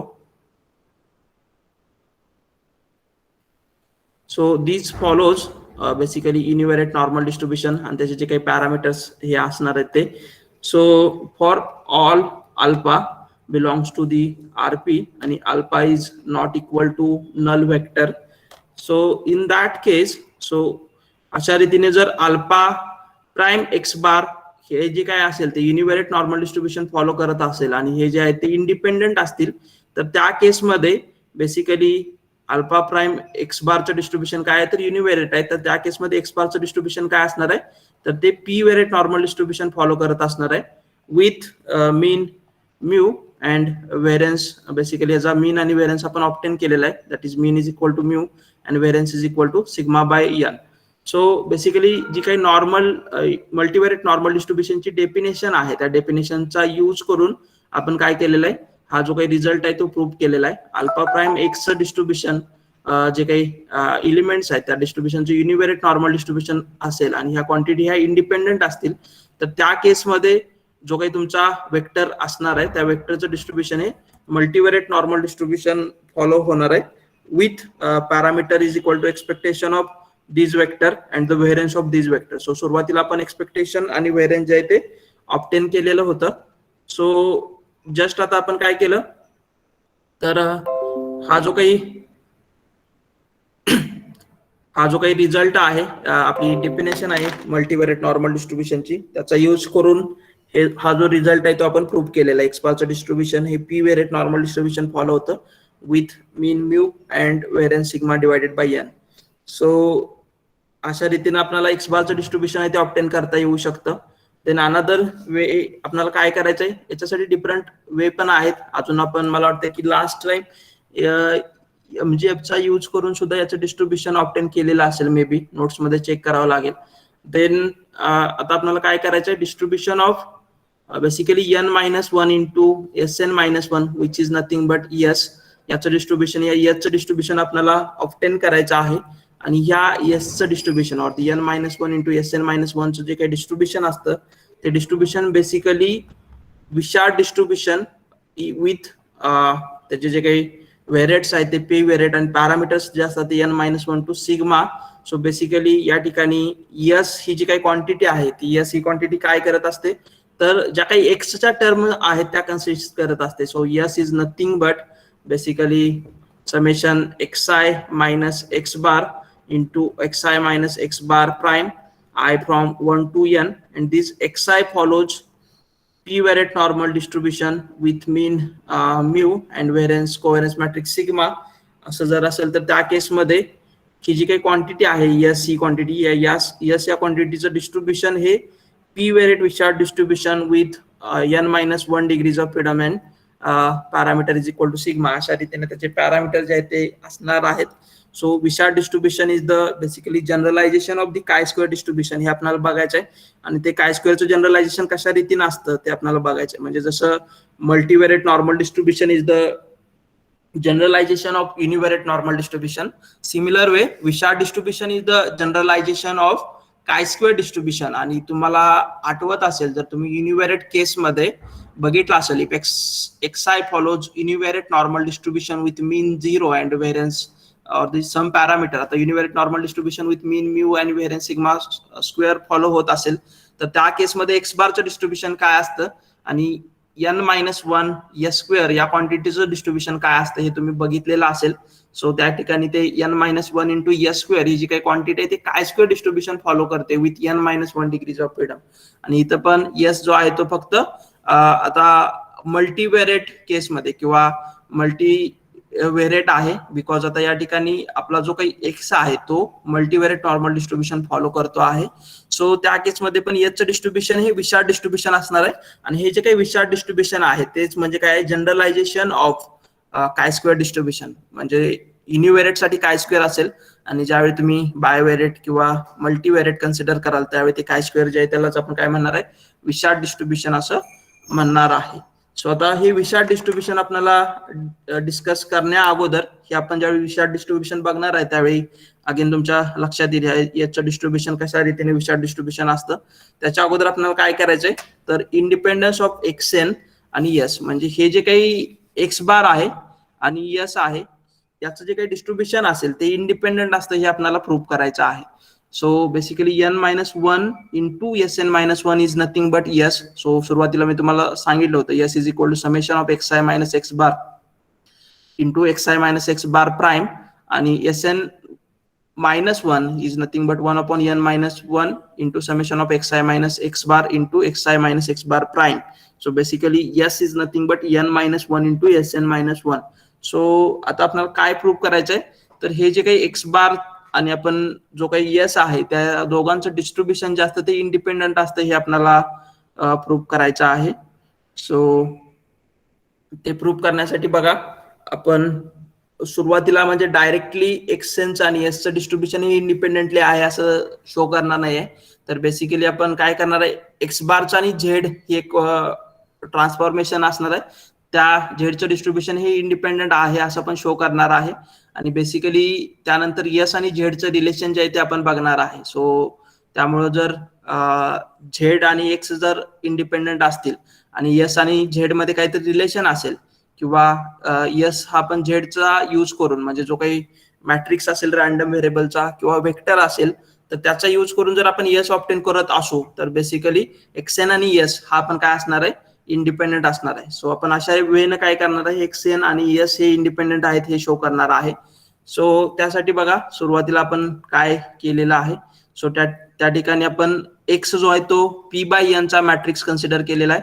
सो बेसिकली यामध्ये एन नंबर ऑफ ऑब्झर्वेशन्स असतील आणि P number of different variable जे आहेत ते असणार आहेत. So basically E into ENN be the n by n matrix with all element as 1. So हा जो काही मॅट्रिक्स असेल तो n by n चा मॅट्रिक्स असेल ENN म्हणजे, आणि त्याचे सगळे एलिमेंट जे असणार ते काय असणार आहेत 1 1 असे असणार आहेत. देन सुरुवातीला जे काही नोटेशन्स आपल्याला यूज करायचे आहेत प्रूव्ह करण्यासाठी ते आपण कन्सिडर करतो आहे. सो बेसिकली या ठिकाणी बघा xn bar is nothing but x1 bar x2 bar up to xp bar prime अशा रीतीने कन्सिडर केलेला आहे. So this is the mean vector आणि त्याचा जो काही मीन वेक्टर असणार आहे तो काय असणार आहे, basically x1 bar is nothing but तुमचा जो काही बेसिकली फर्स्ट व्हेरिएबल असेल त्या व्हेरिएबलचा मीन असणार आहे. सो फर्स्ट व्हेरिएबल मध्ये तुमच्या n नंबर ऑफ ऑब्झर्वेशन्स असतील. So 1/n summation of x1 j from 1 to n. Then this is x2 bar is the mean of the second variable. So basically, or the second elements. So basically x2j from 1 to n 1/n up to xp bar is nothing but 1/n summation of j from 1 to n xpj अशा रीतीने असणार आहे. So आता ही जी काही सम आहे ती expand केलेली आहे या ठिकाणी बघा.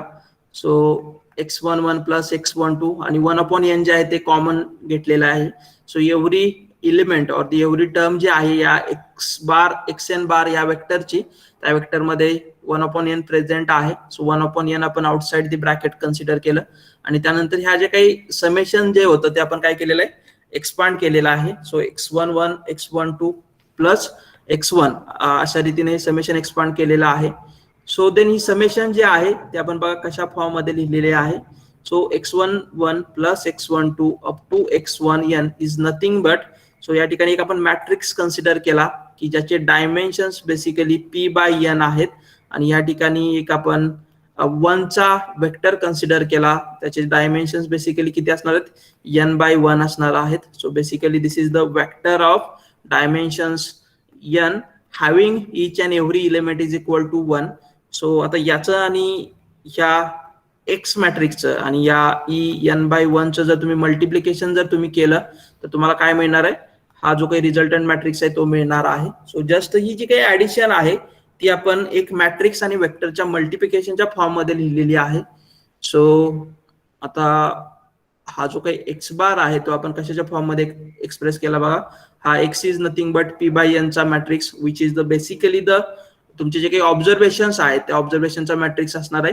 आणि हा जो आहे en into 1 basically this is the vector of dimension n and having each and every entry is equal to 1.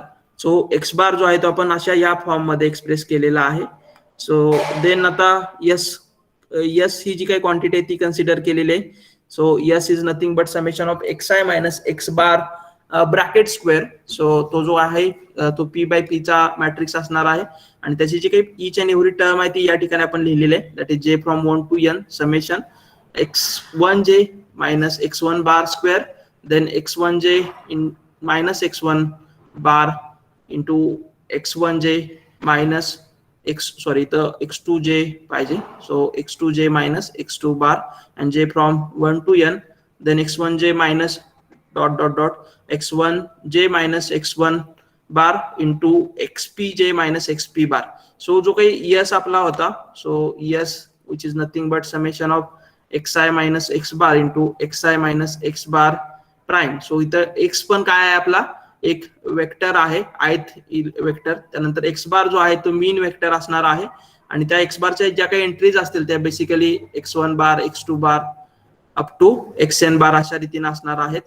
So आता हे जे आहे इथं समेशन असं जे लिहित होतो ते जर आपण मॅट्रिक्सच्या फॉर्म मध्ये एक्सप्रेस केलेला आहे आणि हा जो काही मॅट्रिक्स आहे यस हा मॅट्रिक्स त्याचे dimension obviously p by p असणार आहेत, तो आपण या फॉर्म मध्ये लिहू शकतो, that is x which is the तुमच्या ऑब्झर्वेशनचा जो काही मॅट्रिक्स आहे p बाय n चा तो म्हणजे x असणार आहे. त्यानंतर identity matrix of dimension n, then basically 1/n and here this is E is the n by n matrix and having each and every element of that matrix or the each and every entry of that matrix is the 1 into x bar.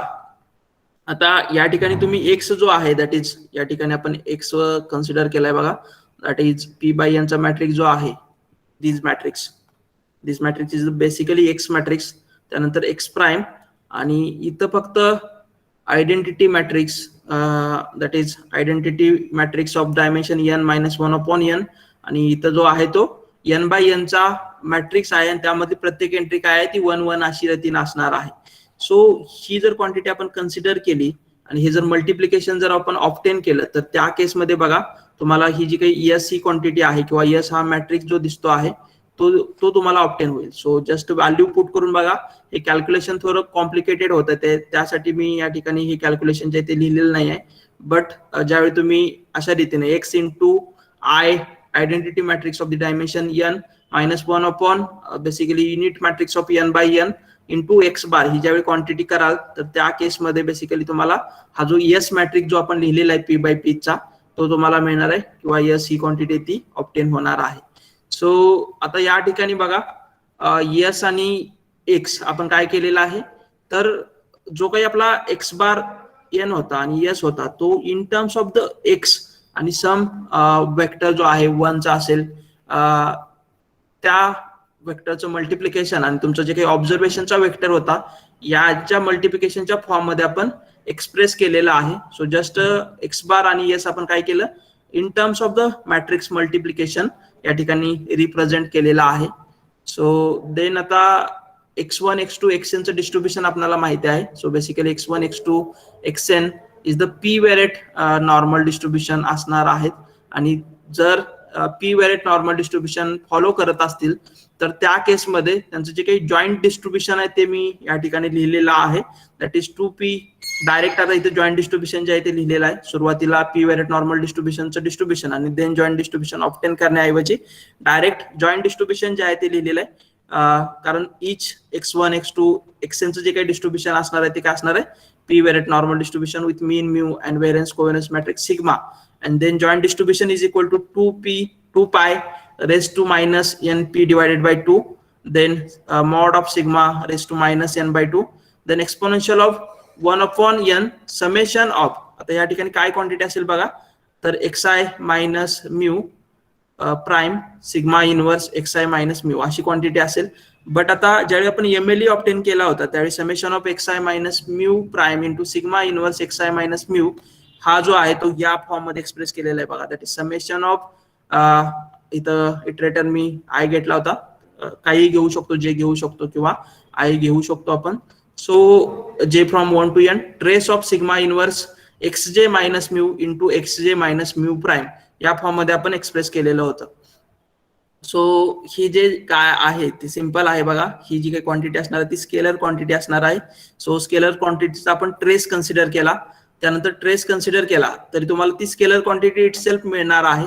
त्यानंतर या मॅट्रिक्सला आपण ए म्हटलं, या मॅट्रिक्सला आपण बी म्हटलं आणि एक आपल्याकडे रिझल्ट आहे that is trace of A B is equal to trace of B A. So त्याचा यूज करून काय केलेलं आहे तर इथं फक्त बी जो आहे तो अगोदर लिहिलेला आहे, ए नंतर लिहिलेला आहे. So trace of sigma inverse XJ minus mu into XJ minus mu prime ही क्वांटिटी तुम्हाला मिळणार आहे. सो जॉईंट डिस्ट्रीब्युशन आपण लिहिलं, जॉईंट डिस्ट्रीब्युशन नंतर एक्सपोनेन्शियलची जी काही टर्म आहे ती एक्सपोनेन्शियलची टर्म आपण काय केली थोडेसे चेंजेस त्या एक्सपोनेन्शियलच्या टर्म मध्ये केलेले आहेत. त्यानंतर तुम्हाला जी काही क्वांटिटी मिळालेली आहे trace of sigma inverse XJ minus mu into XJ minus mu prime या ठिकाणी आपण लिहिलेली आहे. सो आता या ठिकाणी जो काही म्यू आहे तो आपण कशाच्या फॉर्म मध्ये लिहू शकतो बघा. सो बेसिकली हे जे काही समेशन साइन होतं जे from 1 to n trace of sigma inverse xj minus mu into XJ minus mu prime ते जे आहे ते आपण कशाच्या फॉर्म मध्ये लिहिलेलं आहे तर x minus mu into e into 1 by n. So this is basically vector having the entries 1 आणि त्याचे जे काही वेक्टर असणार आहे हा basically row vector of the dimension n आणि त्याची प्रत्येक एंट्री जी असेल ती काय असेल 1 1 असेल. सो बेसिकली हे summation of XJ minus mu into XJ minus mu prime जे आहे ते आपण ह्या मॅट्रिक्स मल्टिप्लिकेशन आणि मॅट्रिक्स सबस्ट्रॅक्शनच्या फॉर्म मध्ये एक्सप्रेस केलेला आहे. सो कशा रीतीनं हे जे आहे ते आपल्याला या क्वांटिटी मध्ये मिळत आहे ते आपल्याला बघायचं आहे. म्हणजे x minus mu into E1 by E1 n is nothing but हे कशा रीतीने मिळत आहे म्हणजे हा जो काही प्रोडक्ट आहे that is x minus mu into E1 n into x minus mu into E1 prime is nothing but summation of XJ minus mu into XJ minus mu prime हे कशा रीतीने मिळतं ते आपल्याला बघायचं आहे. सो त्यासाठी बघा या ठिकाणी एक्स हा मॅट्रिक्स आपण लिहिला. सो सुरुवातीला आपण काय कन्सिडर केलेलं आहे x minus mu into E1 by n. So basically x is the p by n matrix of the observations. So x11, x12 up to x1n, then x21, x22, x2n he quantity जी आहे म्हणजे हे जे काही observations आहेत एक्सचे ते आपण basically x या matrix मध्ये पुट केलेले आहेत. त्यानंतर mu is the mean vector आणि म्यू1, म्यू2, म्यूपी ह्या त्याच्या एंट्रीज असणार आहेत. आणि E1n this is the basically vector row vector having the entries equal to 1 आणि त्याचे जे काही कॉलम्स असणार त्यामध्ये n नंबर ऑफ कॉलम्स असणार आहेत. सो बेसिकली हे जर मल्टिप्लिकेशन तुम्ही करून घेतलं तर तुम्हाला काय मिळेल बघा. सो हा जो मॅट्रिक्स आहे तो p बाय 1 चा मॅट्रिक्स आहे. हा मॅट्रिक्स जो आहे तो 1 बाय n चा मॅट्रिक्स आहे. सो या दोघांचं मल्टिप्लिकेशन जर तुम्ही केलं तर तुम्हाला रिझल्टंट मॅट्रिक्स जो आहे तो p बाय n चा मिळेल आणि त्याच्या एंट्रीज काय असतील बघा तर mu one, mu two up to mu n basically n columns. So basically sorry mu one one up to mu one one then second column जो असेल तो म्यू2 चा असेल सगळा. सो बेसिकली आपण काय करतोय हा जो काही वेक्टर आहे तो वेक्टर आणि हा जो काही वेक्टर आहे त्या वेक्टरचं मल्टिप्लिकेशन करण्याचा प्रयत्न करतोय. सो लास्ट जो काही कॉलम असेल तो mu p up to mu p अशा रीतीने मिळणार आहे. So this is the p by n matrix and again this resultant p by n matrix. So each and every element मधून आपण काय केलं ते जे काही म्यू1 आहे ते आपण मायनस केलं. सो तुम्हाला रिझल्टंट हा जो p बाय n चा मॅट्रिक्स मिळणार आहे आणि त्याच्या एंट्रीज काय असणार आहे तर x11 minus mu one, x12 minus mu one up to x1n minus mu one अशा रीतीनं. सिमिलर वेनं x21 minus mu two up to या एंट्री ज्या असणार आहेत त्या तुम्हाला मिळणार आहेत. आता या ठिकाणी आपण काय केलेलं आहे ही जी काही क्वांटिटी ती ऑब्टेन केली that is x minus mu into E1 by n then multiply by x minus mu e into 1 by n prime ही क्वांटिटी आपण केली. सो ही जर क्वांटिटीचं मल्टिप्लिकेशन केलं तर बेसिकली फर्स्ट रो आणि फर्स्ट कॉलम जो आहे त्याचं मल्टिप्लिकेशन होईल आणि तुम्हाला इथली फर्स्ट क्वांटिटी मिळणार आहे. त्यानंतर फर्स्ट कॉलम आणि हा जो काही फर्स्ट रो आणि सेकंड कॉलम जो आहे त्याचं मल्टिप्लिकेशन केल्यानंतर इथली बेसिकली 1 2 एंट्री जी आहे ती मिळणार आहे. सो सिमिलर वेनं बाकीच्या एंट्रीज आपल्याला मिळतील आणि ह्या ज्या काही एंट्रीज आहेत त्या बेसिकली हा जो काही मॅट्रिक्स आहे तो again p by this is basically p by n चा मॅट्रिक्स आणि हा जो काही आहे prime that is n by p चा मॅट्रिक्स. सो रिझल्टंट मॅट्रिक्स जो असेल तो p बाय p चा मॅट्रिक्स तुम्हाला मिळेल आणि बेसिकली हा जो काही मॅट्रिक्स आहे तो आपण कशा रीतीने लिहिलेला आहे summation of j from 1 to n xj minus mu and xj minus mu prime. आता या ठिकाणी x जे आहे तो तुमचा बेसिकली जेथ वेक्टर असणार आहे, म्यू हा तुमचा मीनचा वेक्टर असणार आहे. अगेन आपण जर xj च्या म्यूच्या व्हॅल्यू जर सबस्टिट्यूट केल्या या ठिकाणी आणि हे जे काही प्रोडक्ट आणि समेशन आहे ते जर केलं तर तुम्हाला अगेन रिझल्टंट मॅट्रिक्स हा मिळेल. सो बेसिकली ही जी काही क्वांटिटी आहे समेशन जे from 1 to n xj minus mu into xj minus mu prime याच्याऐवजी आपण काय करू शकतो ही जी काही क्वांटिटी आहे x minus mu into E1 n into x minus mu E1 n prime ही जी काही क्वांटिटी आपण ती राईट डाऊन करू शकतो. सो तेच आपण केलेलं आहे. सो ही जी काही क्वांटिटी आहे त्या क्वांटिटीच्या ऐवजी दॅट इज समेशन ऑफ जे from 1 to n xj minus mu into xj minus mu prime याच्याऐवजी आपण काय केलेलं होतं x minus mu into E1 n into x minus mu E1 n हे जे आहे ते आपण राईट डाऊन केलेलं आहे. सो आता बघा हे जे काही जॉईंट पीडीएफ आपण ऑब्टेन केलेलं होतं त्या जॉईंट पीडीएफ मध्ये 2p raise to minus n p divided by 2 summation sigma determinant of sigma raise to minus n by 2 exponential of minus 1 by 2 trace of sigma inverse x minus mu. x is the basically the matrix of the जो तुमचा जो काही ऑब्झर्वेशनचा matrix आहे तो आहे. Mu तुमचा basically मीनचा vector आहे. E1 n जो आहे तो काय आहे तुमचा बेसिकली हा एक रो वेक्टर आहे आणि त्याच्या जे काही एंट्रीज आहेत त्या काय असणार आहेत 1 असणार आहेत into x minus mu e 1 n prime या फॉर्म मध्ये लिहिलेला आहे. आता इथून पुढे बघा काय करायचं आहे ते. सो आता आपण काय केलंय, पी हा एक ऑर्थोगोनल मॅट्रिक्स जो आहे तो कन्सिडर केला आणि orthogonal matrix of order n by n consider करायचा आहे. आणि तो कशा रीतीने कन्सिडर केलेला आहे, तर त्याच्यात जे काही फर्स्ट एन मायनस 1 कॉलम्स आहेत या पी या मॅट्रिक्सचे, ते basically orthogonal to the last column of p which is 1/√n into n minus e into n by 1. So this is basically the column vector having the entries equal to 1. आणि आपल्याला p हा orthogonal matrix अशा रीतीने consider करायचा आहे, हे जे काही त्याचे सुरुवातीचे n-1 कॉलम्स असतील, first column second column up to n-1 column, हा त्या लास्ट कॉलमशी हा ऑर्थोगोनल असणार आहे अशा रीतीने आपल्याला कन्सिडर करायचा आहे. सो बेसिकली हे जे काही फर्स्ट n-1 कॉलम जे आहेत ते लास्ट कॉलम बरोबर ऑर्थोगोनल असतील आणि लास्ट कॉलमच्या ज्या काही एंट्रीज आहेत त्या काय आहेत बघा 1/√n e1n. सो बेसिकली हे जर तुम्ही केलं 1/√n आणि या ठिकाणी बेसिकली एक तुम्हाला कॉलम वेक्टर मिळणार आहे डायमेन्शन n चा आणि त्याच्या एंट्रीज काय असतील 1 1 अशा रीतीने असतील. सो बेसिकली हा आपण काय लिहू शकतो 1/√n अप टू 1/√n या फॉर्म मध्ये लिहू शकतो. सो हे जे काही n-1 कॉलम्स असतील ते लास्ट कॉलम बरोबर ऑर्थोगोनल असतील आणि लास्ट कॉलम जो आहे तो आपण स्पेसिफाय केलेला आहे, त्याचे व्हॅल्यू जे ते काय आहेत 1/√n अशा रीतीने आहेत.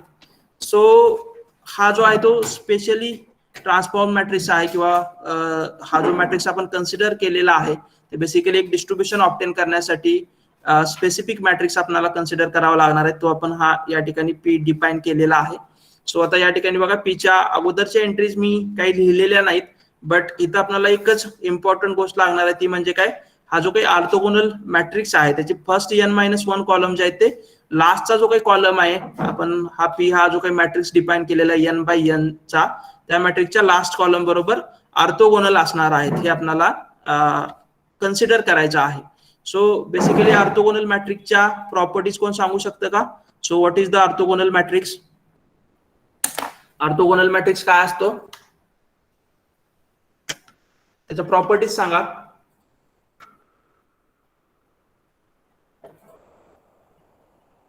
Okay, inverse of the orthogonal matrix काय असतो?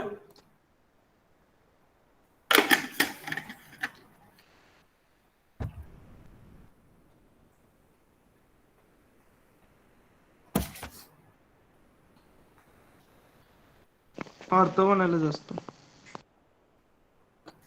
ऑर्थोगोनलच असतो. ओके, ठीक आहे, बघूया आपण हे. बेसिकली ए इंटू ए ट्रान्सपोज जर केलं तुम्ही आणि जर ए हा ऑर्थोगोनल मॅट्रिक्स असेल तर तुम्हाला आयडेंटिटी मॅट्रिक्स मिळणार आहे. म्हणजे तो जो काही मॅट्रिक्स आहे त्या मॅट्रिक्सचा ट्रान्सपोज जर घेतला तर बेसिकली तुम्हाला काय मिळतो, त्या ऑर्थोगोनल मॅट्रिक्सचा इनव्हर्स मिळू शकतो किंवा जो काही इनव्हर्स असतो ऑर्थोगोनल मॅट्रिक्सचा तो म्हणजे basically transpose of that matrix असतो. आणि त्यानंतर दोन वेक्टर ऑर्थोगोनल वेक्टर आपण कधी म्हणतो, तर त्याचा जे काही डॉट प्रोडक्ट आहे तो जर 0 येत असेल तर त्या केसमध्ये आपण काय म्हणतो, ते दोन वेक्टर हे बेसिकली ऑर्थोगोनल वेक्टर आहेत असं आपण म्हणतो. सो आता या ठिकाणी हा पी एक स्पेशली डिफाईन केलेला मॅट्रिक्स आहे. त्यानंतर आपण काय क्वांटिटी कन्सिडर करतोय, that is x minus mu into E 1/n into x minus mu into E 1/n prime. So आता या ठिकाणी बघा, आता आपण काय केलेलं आहे, तर ही जी काही क्वांटिटी कन्सिडर केलेली आहे त्याच्या इनसाइड मध्ये फक्त p into p prime add केलेला आहे आणि पी हा ऑर्थोगोनल मॅट्रिक्स असल्यामुळं पी इंटू पी प्राईम हे जे तुम्हाला मिळणार आहे ते काय असणार आहे, आयडेंटिटी मॅट्रिक्स असणार आहे. सो बेसिकली इथं आपण काय करणार आहे, म्हणजे इथं जर आयडेंटिटी मॅट्रिक्स जरी कन्सिडर केला इनसाइड मध्ये तरी अगेन जे तुमचं आउटपुट असेल ते काय असेल, तर x minus mu into E 1/n into x minus mu into E 1/n prime हाच तुम्हाला क्वांटिटी जी आहे ती हीच क्वांटिटी मिळणार आहे रिझल्ट मध्ये. सो जस्ट आयडेंटिटी मॅट्रिक्स आपण ऍड केला आणि तो आयडेंटिटी मॅट्रिक्स जो आहे तो आपण कशानं पी इंटू पी प्राईम ने रिप्लेस केला. आणि हे आपण कशामुळे करू शकतो, तर पी हा आपण ऑर्थोगोनल मॅट्रिक्स कन्सिडर केलेला आहे त्यामुळे आपण कन्सिडर करू शकतो. देन बेसिकली आता यामध्ये बघा हे जे काही आहे पी तर आपण कन्सिडर केलेलं पी इंटू पी प्राईम, ते बेसिकली इनसाइड दी हे जे काही 2 ब्रॅकेट्स आहेत त्या ब्रॅकेटमध्ये आपण कन्सिडर करूया. So x into P minus mu into E 1/n into P.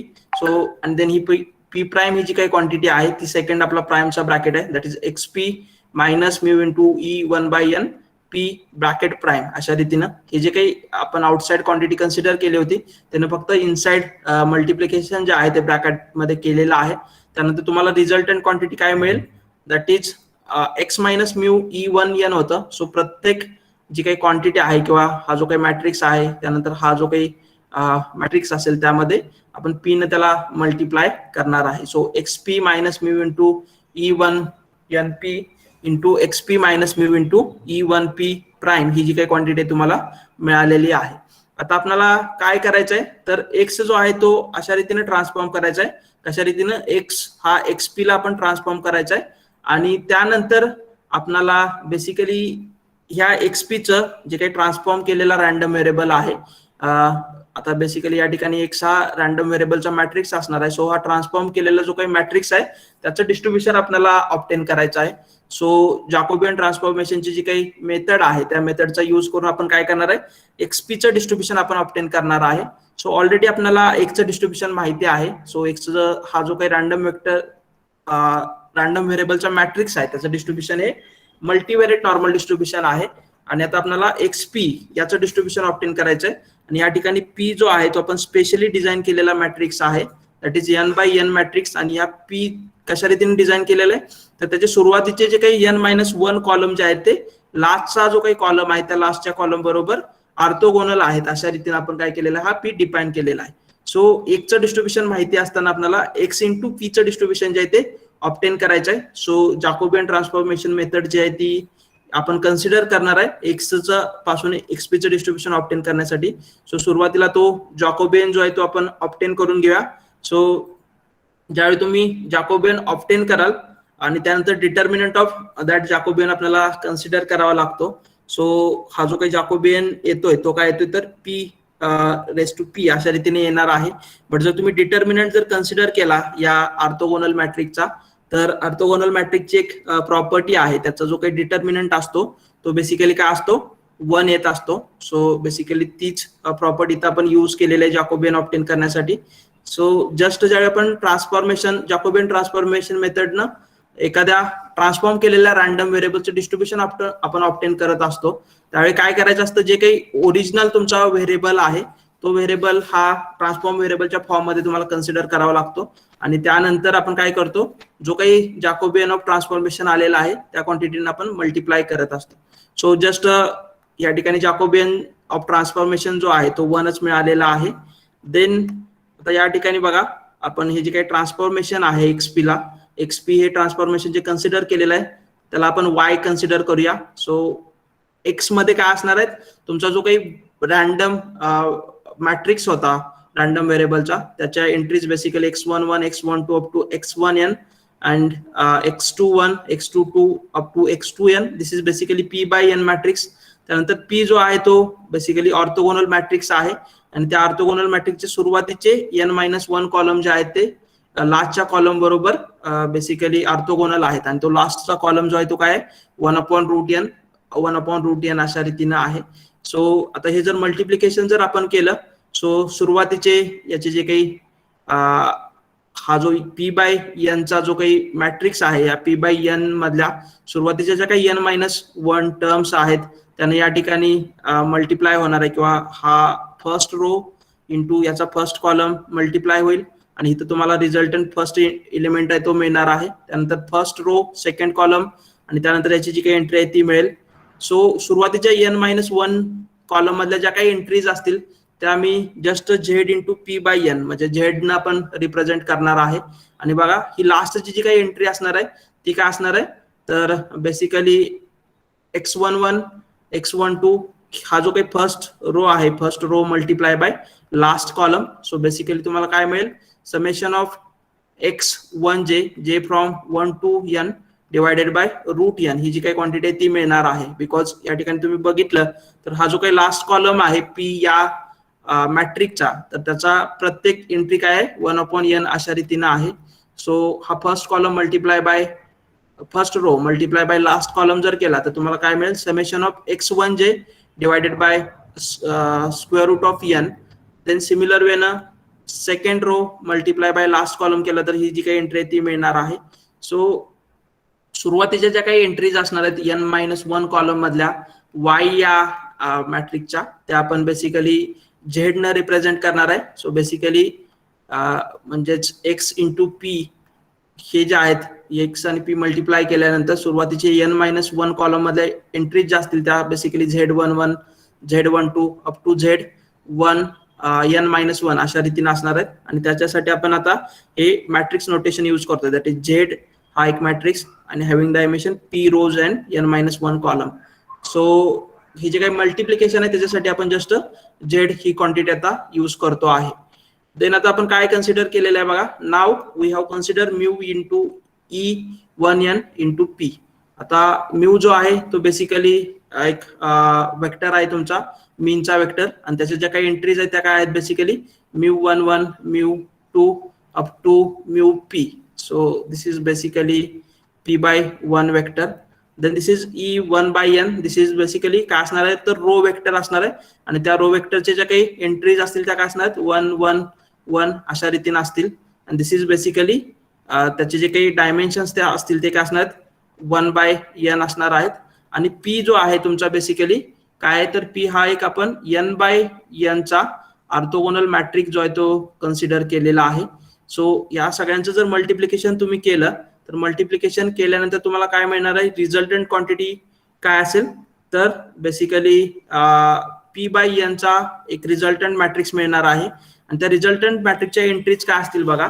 So basically आता आपण काय कन्सिडर करूया, हा जो काही e1n आहे ते आणि p चे जे काही एंट्रीज आहेत त्यांचं p हा जो काही तुमचा मॅट्रिक्स आहे त्या मॅट्रिक्स मधले जे काही कॉलम्स आहेत किंवा रोज आहेत त्यांच्या मल्टिप्लिकेशन असणार आहे. सो आता हा जो p मॅट्रिक्स आपण डिझाइन केलेला आहे, p मॅट्रिक्स डिझाइन करत असताना आपण काय कन्सिडर केलेलं होतं तर basically the last column of म्हणजे जे बाकीचे n-1 कॉलम आहेत सुरुवातीचे ते बेसिकली काय आहेत तर ते ऑर्थोगोनल आहेत लास्टच्या कॉलम बरोबर. सो लास्टचा कॉलम आपला काय आहे, लास्टचा कॉलम हा basically 1/√n e into basically unit matrix unit vector of dimension n consider केलेला होता. सो जो तुमचा हा जो काही वेक्टर असणार आहे en1 चा, सो पहिले जे काही कॉलम्स असणार आहेत n-1 हे ह्या बेसिकली वेक्टर बरोबर काय असणार आहेत ऑर्थोगोनल असणार. तिथं आपण एका कॉन्स्टंट न मल्टिप्लाय करतोय. सो 1/√n en1 याच्या बरोबर ते काय आहेत ऑर्थोगोनल आहेत. याचंच मिनिंग काय होतं तर त्याचे जे काही फर्स्ट n-1 कॉलम आहेत ते बेसिकली e इंटू n-1 हा जो काही वेक्टर असेल त्या वेक्टर बरोबर पण ऑर्थोगोनल असणार आहेत. सो दोन ऑर्थोगोनल वेक्टरचं डॉट प्रॉडक्ट जर आपण कन्सिडर केलं तर तुम्हाला काय क्वांटिटी मिळणार आहे, 0 ही क्वांटिटी मिळणार आहे. सो बेसिकली सुरुवातीचे जे काही n-1 रोज असतील या रिझल्टंट मॅट्रिक्सचे त्याच्या एंट्रीज बेसिकली 0 0 0 असणार आहेत. आणि आता लास्टची एंट्री बघा काय असेल. सो बेसिकली या ठिकाणी हा जो म्यू वेक्टर असणार आहे μ1 μ2 अप टू μp अशा रीतीने असेल. देन या ठिकाणी 1 e1n जो आहे तो काय असेल 1 1 1 अशा रीतीनं 1 row and n columns. And then लास्टचं जी काही p ची एंट्री आहे ती बेसिकली काय आहे 1/√n अशा रीतीने असणार आहे. सो बेसिकली सुरुवातीला हे जे काही मल्टिप्लिकेशन आहे ते जर मल्टिप्लिकेशन तुम्ही केलं तर बेसिकली तुम्हाला n टाइम्स μ1 ही क्वांटिटी मिळणार आहे. n times μ1 divided by √n जी की तुमच्या p या ऑर्थोगोनल मॅट्रिक्सची लास्टच्या कॉलम मधल्याच एंट्रीज होत्या. सो रिझल्टंट जे काही एंट्री असेल ते काय असेल √n इंटू μ1 अशा रीतीने असेल. सो हे जे मल्टिप्लिकेशन आहे या मल्टिप्लिकेशन मध्ये सुरुवातीचे कॉलम 0 का असणार आहेत तर p हा आपण अशा रीतीने मॅट्रिक्स डिझाइन केलेला आहे जेणेकरून त्याचे जे काही सुरुवातीचे कॉलम्स आहेत ते ऑर्थोगोनल आहेत हा जो काही युनिट वेक्टर आहे त्या वेक्टर बरोबर. सो त्यामुळे या दोघांचं मल्टिप्लिकेशन तुम्हाला 0 0 अशा रीतीने मिळणार आहे. आणि त्यानंतर लास्टची एंट्री जी आहे त्या p या ऑर्थोगोनल मॅट्रिक्सची ती काय होती 1/√n अशी होती. आणि हे जर मल्टिप्लिकेशन तुम्ही केलं तर बेसिकली तुम्हाला काय मिळेल, तर n टाइम्स u1 अशा रीतीने मिळणार आहे आणि divided by root n, so which is nothing but root n into μ1. So लास्टच्या ज्या काही एंट्रीज होत्या 1/√n पी ऑर्थोगोनल मॅट्रिक्सच्या, त्या आता काय झालेल्या आहेत बघा या रिझल्टंट मॅट्रिक्स साठी. म्हणजे जर आपण μ इंटू e1n इंटू p हा जर मॅट्रिक्स कन्सिडर केला तर त्या केसमध्ये हा जो लास्टचा कॉलम असणार आहे त्याच्या एंट्रीज ह्या basically μ into root n, μ2 into root n अशा रीतीने असणार आहेत.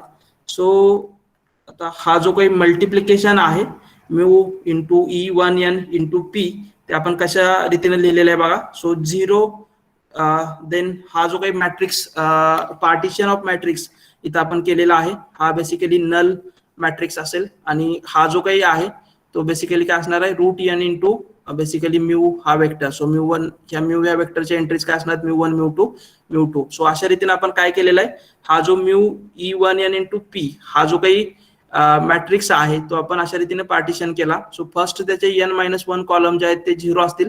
लास्टचा कॉलम जो असणार आहे तो काय असणार आहे root n into μ1 μ2 up to μn अशा रीतीनं. सो हे जे काही इक्वेशन आहे त्याला मी इक्वेशन नंबर 4 न डिनोट करतो. आता बघा आपण काय काय कन्सिडर केलेलं होतं. सो ही जी काही क्वांटिटी होती XP minus mu into e1n into x p minus mu e1np. So या ठिकाणी p जो आहे तो रिमेनिंग आहे. सो आता या म्यू इंटू e1p च्या ऐवजी हे जे काही रिझल्टंट मॅट्रिक्स किंवा पार्टिशन ऑफ मॅट्रिक्स आपण ऑब्टेन केलेलं आहे ते आपण सबस्टिट्यूट करूया आणि या पण म्यू e1p च्या ऐवजी आपण काय करूया हे जे काही रिझल्टंट मॅट्रिक्स आहे ते आपण पुट करूया आणि त्यानंतर एक्सपी इज नथिंग बट काय असणार आहे एक्सपी ला आपण झेड अशा रीतीनं कन्सिडर केलेला आहे. सो बेसिकली एक्सपीच्या ऐवजी आपण काय सबस्टिट्यूट करूया झेड ही क्वांटिटी आहे ती सबस्टिट्यूट करूया. सो बेसिकली आता बघा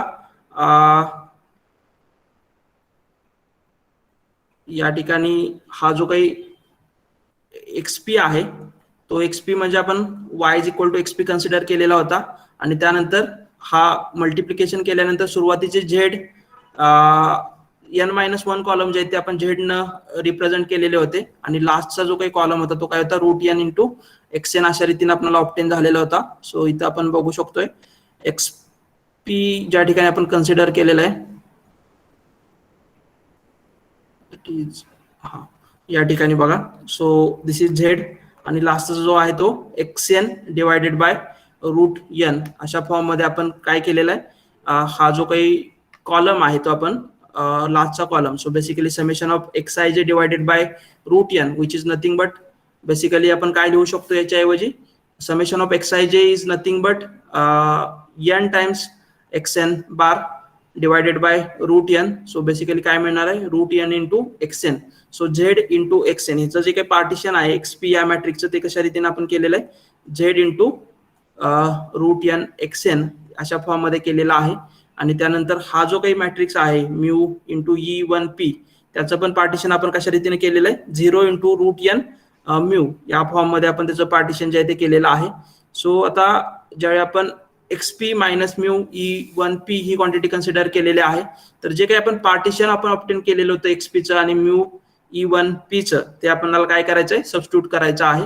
सो एक्सपीचं जे काही पार्टिशन होतं z into root n xn bar minus आता mu into e1n into p चं पार्टिशन जे आहे ते काय तर 0 and root n mu. So basically this is the matrix आहेत हे सगळे फक्त पार्टिशन केलेले मॅट्रिक्स आहेत त्यामुळे मी ही सिम्प्लिफाईड फॉर्म मध्ये इथं लिहिलेला आहे just. So then similar when next आपला जो काही ब्रॅकेट आहे त्या ब्रॅकेटमध्ये पण हे जे काही पार्टिशन आहे ते आपल्याला यूज करायचं आहे.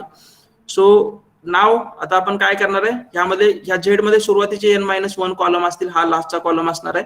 हा 0 जो असणार आहे त्याच्यामध्ये पण सुरुवातीचे n-1 कॉलम असणार आहेत आणि लास्टचा कॉलम म्हणजे रूट n इंटू म्यू असणार आहे. सो आता हे दोन्ही ब्रॅकेटचं जे काही मल्टिप्लिकेशन आहे ते आपण करून घ्यायचं आहे. त्याच्या अगोदर हे जे काही सबस्ट्रॅक्शन आहे सुरुवातीचे n-1 कॉलम जे आहेत झेड या मॅट्रिक्सचे त्यामधून जर आपण 0 ही क्वांटिटी जर सबस्ट्रॅक्ट केली तर तुम्हाला काय क्वांटिटी मिळणार आहे झेड हा मॅट्रिक्स इटसेल्फ मिळेल. सो हे जे सुरुवातीचं जे काही पार्टिशन आहे त्याच्या फक्त आपण सबस्ट्रॅक्शन केलं आणि त्यानंतर जी काही रिझल्टंट क्वांटिटी आलेली आहे ती या ठिकाणी लिहिलेली आहे झेड. त्यानंतर बेसिकली ही जी काही सेकंड म्हणजे बेसिकली लास्टचा एलिमेंट असणार आहे किंवा सेकंड पार्टिशन, त्या सेकंड पार्टिशन मधून हा तुमचा सबस्ट्रॅक्शन मध्ये जो काही मॅट्रिक्स आहे त्याचा लास्ट कॉलम किंवा सेकंड पार्टिशन जे आहे ते सबस्ट्रॅक्ट केलं. So root n x n minus mu ही क्वांटिटी तुम्हाला मिळणार आहे. सो सिमिलर वेनं इथं जे काही ऑपरेशन केलेले फर्स्ट ब्रॅकेटमध्ये तेच ऑपरेशन या सेकंड ब्रॅकेटमध्ये परफॉर्म केलेलं आहे. आणि सेकंड ब्रॅकेटमध्ये परफॉर्म केल्यानंतर आता बघा तुम्हाला असा मॅट्रिक्स मिळाला दॅट इज झेड आणि हा पण अगेन पार्टिशन केलेला मॅट्रिक्स आहे that is root n x n bar minus mu into z root n x n bar minus mu prime. आता काय करणार आहे आपण हे दोन जे काही पार्टिशन केलेले मॅट्रिक्स आपल्याला इथं दिसत आहेत त्याचं मल्टिप्लिकेशन करावं लागणार आहे. सो सुरुवातीचे ह्यामध्ये एन मायनस वन कॉलम असतील, यामध्ये एन मायनस वन कॉलम असतील, हा बेसिकली लास्टचा वन कॉलम असणार आहे. सो हे जर मल्टिप्लिकेशन आपण केलं तर तुम्हाला काय क्वांटिटी मिळेल z into z prime. So basically इथं बघा जो काही प्राईम आहे तो आहे त्यामुळे z into z prime plus n times x n minus mu into x n minus mu prime. So basically ही जी काही सेकंड क्वांटिटी आहे रूट एन प्रेझेंट आहे दोन्हीमध्ये. सो रूट एन एन होईल then x n minus mu into x n bar minus mu prime ही जी काही क्वांटिटी आहे ती मिळालेली आहे. त्यानंतर हा जो काही फर्स्ट पार्टिशन आहे first partition into the second partition of the तुमचा जो सेकंड ब्रॅकेटमध्ये मॅट्रिक्स आहे त्याच्या मॅट्रिक्स बरोबर मल्टिप्लिकेशन होईल. तुम्हाला काय मिळणार आहे root n into z into x n bar minus mu prime plus आता काय आहे की हा जो काही झेड आहे तो झेड आणि ही जी काही क्वांटिटी आहे हे सेकंड पार्टिशन. सो याचं जर मल्टिप्लिकेशन केलं तर root n x n minus mu prime z अशा रीतीने क्वांटिटी जी आहे ती मिळणार आहे. आता बघा हा जो काही झेड मॅट्रिक्स आहे त्या झेड मॅट्रिक्स आणि एक्स एन बार याचं जर आपण मल्टिप्लिकेशन केलं तर काय मिळणार आहे. आता झेड आपण कुठं कन्सिडर केलेलं होता परत एकदा बघा. सो हे जे काही एंट्रीज आहेत म्हणजे पी हा ऑर्थोगोनल मॅट्रिक्स आणि एक्स हा मॅट्रिक्स आपण कन्सिडर केलेला होता त्याचं मल्टिप्लिकेशन केल्यानंतर सुरुवातीचे जे काही एन मायनस वन कॉलम्स आले होते त्यांना आपण झेड कन्सिडर केलेला आहे. आणि आता हा जो काही तुम्हाला रिझल्टंट मॅट्रिक्स मिळालेला आहे दॅट इज बेसिकली काय आहे याला आपण वाय म्हणू. तर यामध्ये सुरुवातीच्या झेड आणि हा जे काही एंट्रीज आहे त्या म्हणजे काय आहेत root n into x n bar अशा रीतीने असणार आहेत. म्हणजे हे जे आहे ना summation x i j divided by root n ते आपण square root of n into x n bar या फॉर्म मध्ये आपण लिहू शकतो. सो बेसिकली आता ह्याच्या जे काही first n minus one column जे असणार आहेत ते first n minus one column ह्या लास्टच्या कॉलम बरोबर काय असणार आहेत ऑर्थोगोनल असणार आहेत. बिकॉज या ठिकाणी जे काही आपण मॅट्रिक्स मल्टिप्लिकेशन ऑब्टेन केलेलं आहे त्यामधला पी हा जो काही मॅट्रिक्स होता त्यामध्ये सुरुवातीचे एन मायनस वन कॉलम हे लास्टच्या कॉलम बरोबर ऑर्थोगोनल होते. त्यामुळे हा जो काही रिझल्टंट मॅट्रिक्स आपल्याला मिळणार आहे याचं मल्टिप्लिकेशन करून ऑब्टेन केलेला त्याच्यामध्ये पण सिमिलर वेनं सुरुवातीचे हे एन मायनस वन कॉलम आहे ते लास्टच्या कॉलम बरोबर काय असणार ऑर्थोगोनल असणार आहेत. So basically z into x n bar ही जी काही क्वांटिटी आहे इव्हन आता आपण प्रत्येक एक्स एन बार मधून म्यू जरी मायनस केला आणि त्यानंतर जरी मल्टिप्लिकेशन जरी केलं तरी बेसिकली झेड मध्ये सुरुवातीचे एन मायनस वन कॉलम आणि हा एक्स एन बार जो की लास्टच्या कॉलम मध्ये प्रेझेंट आहे तो काय असणार आहे ऑर्थोगोनल असणार आहे. त्यामुळे याचं मल्टिप्लिकेशन जे मिळणार आहे ते काय मिळणार आहे तुम्हाला 0 म्हणून मिळणार आहे. सो फायनल रिझल्टंट क्वांटिटी काय मिळेल z into z prime plus n into x n bar minus mu into x n bar minus mu prime ही क्वांटिटी तुम्हाला मिळणार आहे. सो आता हे जे आहे ते कशाच्या ऐवजी आपण ऑब्टेन केलेलं आहे बघा. So just x p minus mu e one p into x p minus mu e one p prime आणि बेसिकली हे जे आहे तेच म्हणजे काय होतं तर x minus mu e one n into x minus mu e one n याच्यासाठी लिहिलेलं होतं. आणि बेसिकली ती म्हणजे आपली जो काही आपला जॉईंट पीडीएफ आपण ऑब्टेन केलेला होता त्यामधली जी काही एक्सपोनेन्शियलची टर्म होती ती टर्म म्हणजे आपण x minus mu e one n into x minus mu e one n या फॉर्म मध्ये आपण रिप्रेझेंट केलेली होती. सो आता याच्या ऐवजी आपल्याला काय करायचं आहे ही जी काही क्वांटिटी आपण ऑब्टेन केलेली ती क्वांटिटी आपल्याला सबस्टिट्यूट करावी लागेल. So trace of sigma inverse त्यानंतर x minus mu e one n into x minus mu e one n ही जी काही क्वांटिटी होती ती सबस्टिट्यूट केली आणि त्यानंतर जॅकोबियन ऑफ ट्रान्सफॉर्मेशन आपला जो होता तो 1च आहे. सो याचा इतका इम्पॅक्ट जो आहे तो आपल्या डिस्ट्रीब्युशन जे आहे ट्रान्सफॉर्म व्हेरिएबलचं ते ऑप्टेन करण्यामध्ये होणार नाहीये. सो आता काय केलं की ही जी काही क्वांटिटी लिहिलेली आहे that is exponential of -1/2 trace of sigma inverse z into z prime plus n into x n bar minus mu into x n bar minus mu prime. So just सुरुवातीची जी काही क्वांटिटी आहे -1/2 trace of sigma inverse z into z prime, म्हणजे एक्सपोनेन्शियलची जी काही term आहे ती आपण काय केलेले सिम्प्लिफाय केलेले बघा. Exponential of -1/2 trace of sigma inverse into z into z prime and exponential of -1/2 sigma inverse n into xn minus mu into xn minus mu prime. So आता या ठिकाणी बघा हे जे काही दोन क्वांटिटीज आहेत हे सुरुवातीचं एक आणि त्यानंतर हे एक. सो आता आपण काय करणार आहे, हे जे काही जॉईंट डिस्ट्रीब्युशन आहे ते बेसिकली दोन डिस्ट्रीब्युशनच्या प्रॉडक्टच्या फॉर्म मध्ये म्हणजे मार्जिनल डिस्ट्रीब्युशनच्या प्रॉडक्टच्या फॉर्म मध्ये लिहिणार आहे. सो त्यासाठी हे सुरुवातीचा 2p जो आहे आणि determinant of sigma raise to -n/2 जो आहे तो आपण ऍडजस्ट करून घेऊया. सो त्यासाठी 2π raise to -n/2 divided by 2p then determinant of basically -n/2 n-1 divided by 2. So अशा रीतीने हा पार्टिशन केलेला आहे बघा. So sigma raise to -n/2 होता तो sigma determinant of sigma raise to -n/2 into determinant of -1/2 अशा form मध्ये आपण काय केलेला आहे पार्टिशन केलेला आहे. आता त्यानंतर बघू शकता हे जे काही जॉईंट डिस्ट्रीब्युशन आहे ते म्हणजे बेसिकली हे एक डिस्ट्रीब्युशन आणि हे एक डिस्ट्रीब्युशन या डिस्ट्रीब्युशनच्या प्रॉडक्टच्या फॉर्म मध्ये आपण लिहिलेलं आहे. सो आता जर तुम्ही बघितलं तर ही जी काही फर्स्ट क्वांटिटी आहे ती फर्स्ट क्वांटिटी अगेन याचं जे काही डिस्ट्रीब्युशन आहे ते डिस्ट्रीब्युशन काय असणार आहे तर बेसिकली त्याचं जे काही डिस्ट्रीब्युशन असेल ते again multivariate normal distribution follow होत असणार आहे. आणि ही एक जी काही क्वांटिटी आहे त्याचं पण डिस्ट्रीब्युशन काय असणार आहे तर multivariate normal distribution p variate normal distribution with mean mu and variance covariance matrix जो आहे तो काय असणार आहे sigma divided by N. So basically या ठिकाणी बघू शकताय तुम्ही sigma inverse root n x n minus mu prime root n x n minus mu prime. So जर हे मी या फॉर्म मध्ये लिहिलं तर हे अजून लक्षात येईल x n minus mu n sigma 1 x n minus mu prime आणि हा जो सिग्मा आहे तो बेसिकली आता या फॉर्म मध्ये मी लिहितो that is sigma divided by n inverse आणि sigma divided by n inverse जो आहे तो आपण कसा लिहू शकतो तर root n into sigma inverse या फॉर्म मध्ये आपल्याला लिहिता येऊ शकतो.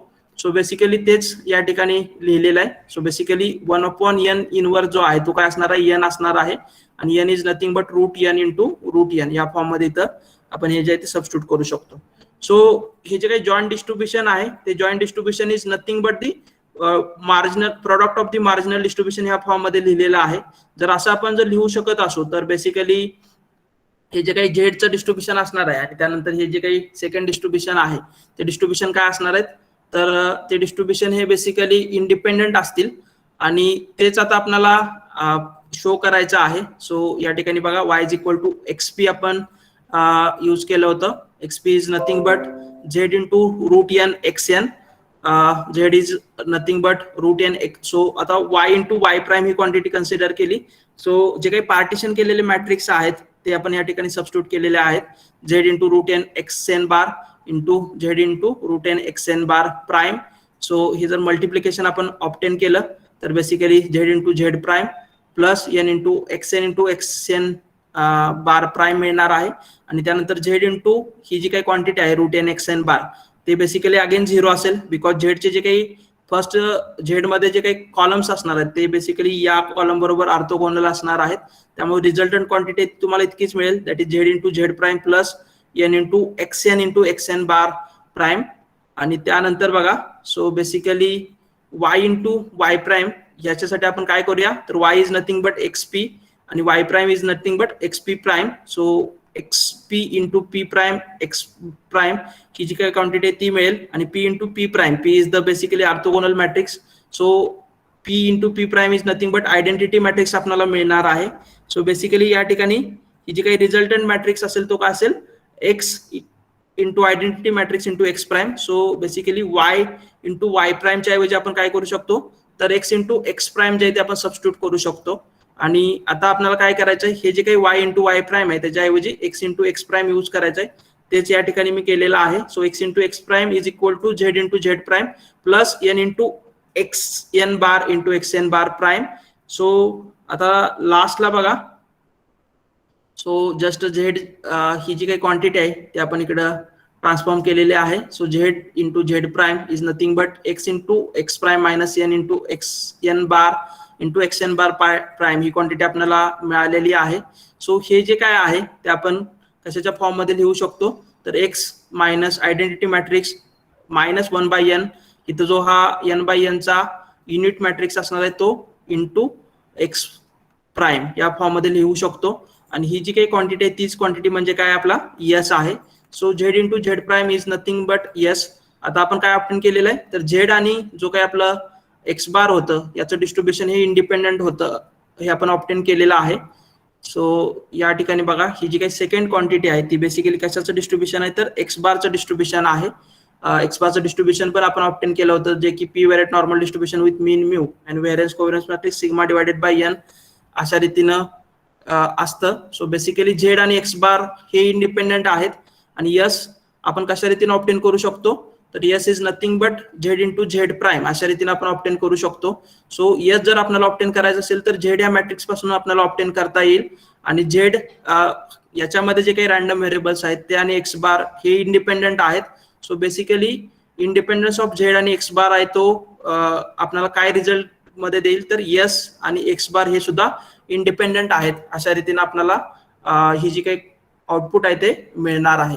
सो म्हणजे यस आणि एक्स बार हे इंडिपेंडेंट आहेत हे आपल्याला शो करायचं होतं आणि ते शो करण्यासाठी आपण सुरुवातीला काय केलं, झेड आणि एक्स बार हे इंडिपेंडेंट आहेत हे शो केलं आणि त्यानंतर basically z into z prime is nothing but S. So basically yes आणि एक्स बार जो आहे तो इंडिपेंडेंट आहे असं आपण शो केलेला आहे.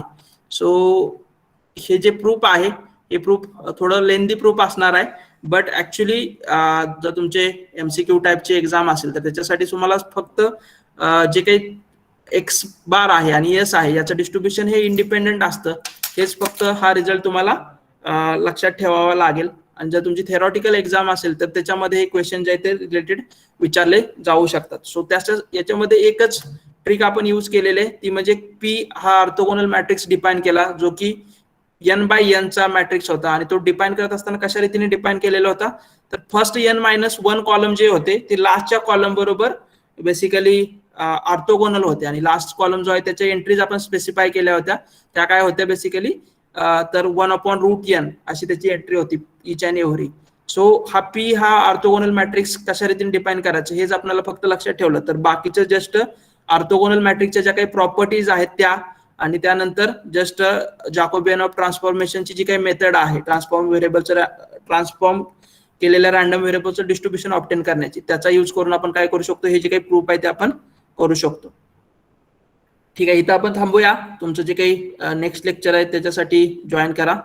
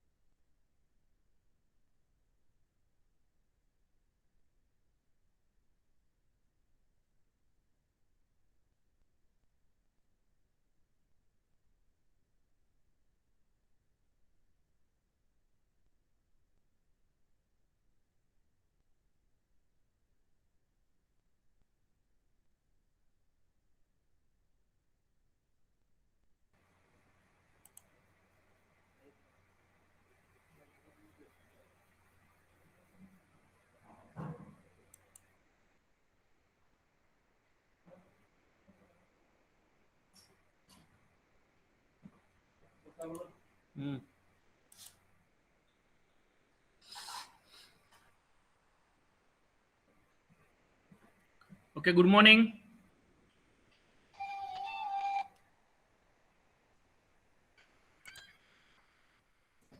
Hello, good morning sir.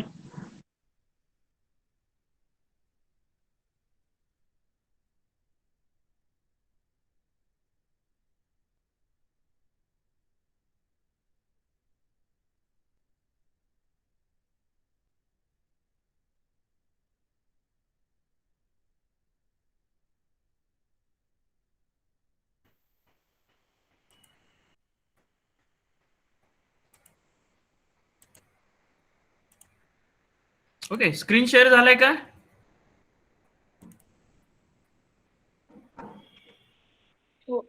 हो सर. ओके, तर आज जे आपण बघणार आहे testing hypothesis about the estimable linear parametric function. So testing hypothesis in the sense what we are just testing our assumption or hypothesis, okay, on the basis of some sample values, बरोबर. So इथं जे आहे ते linear parametric function जो आहे तो आपला जो फॉर्म आहे that is lambda into beta. Okay, so आता आपण काय कन्सिडर करतोय, this lambda into beta taking some hypothetical value D1. आपण इथं हा अजम्पशन इथं स्टार्ट करतोय. सो व्हेरियस पॅरामीटर व्हॅल्यूज आहेत. Okay, various values of linear parametric function आपण अज्युम करू शकतो इथं.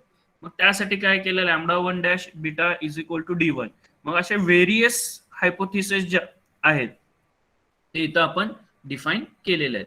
पण आता हा जो आहे इंडिव्हिज्युअली प्रत्येकाला टेस्ट करायचं पेक्षा आपण काय करतोय, we are converting these all hypotheses into the form of matrix. Okay, so for that we are writing tau is equal to lambda 1 lambda 2 lambda m.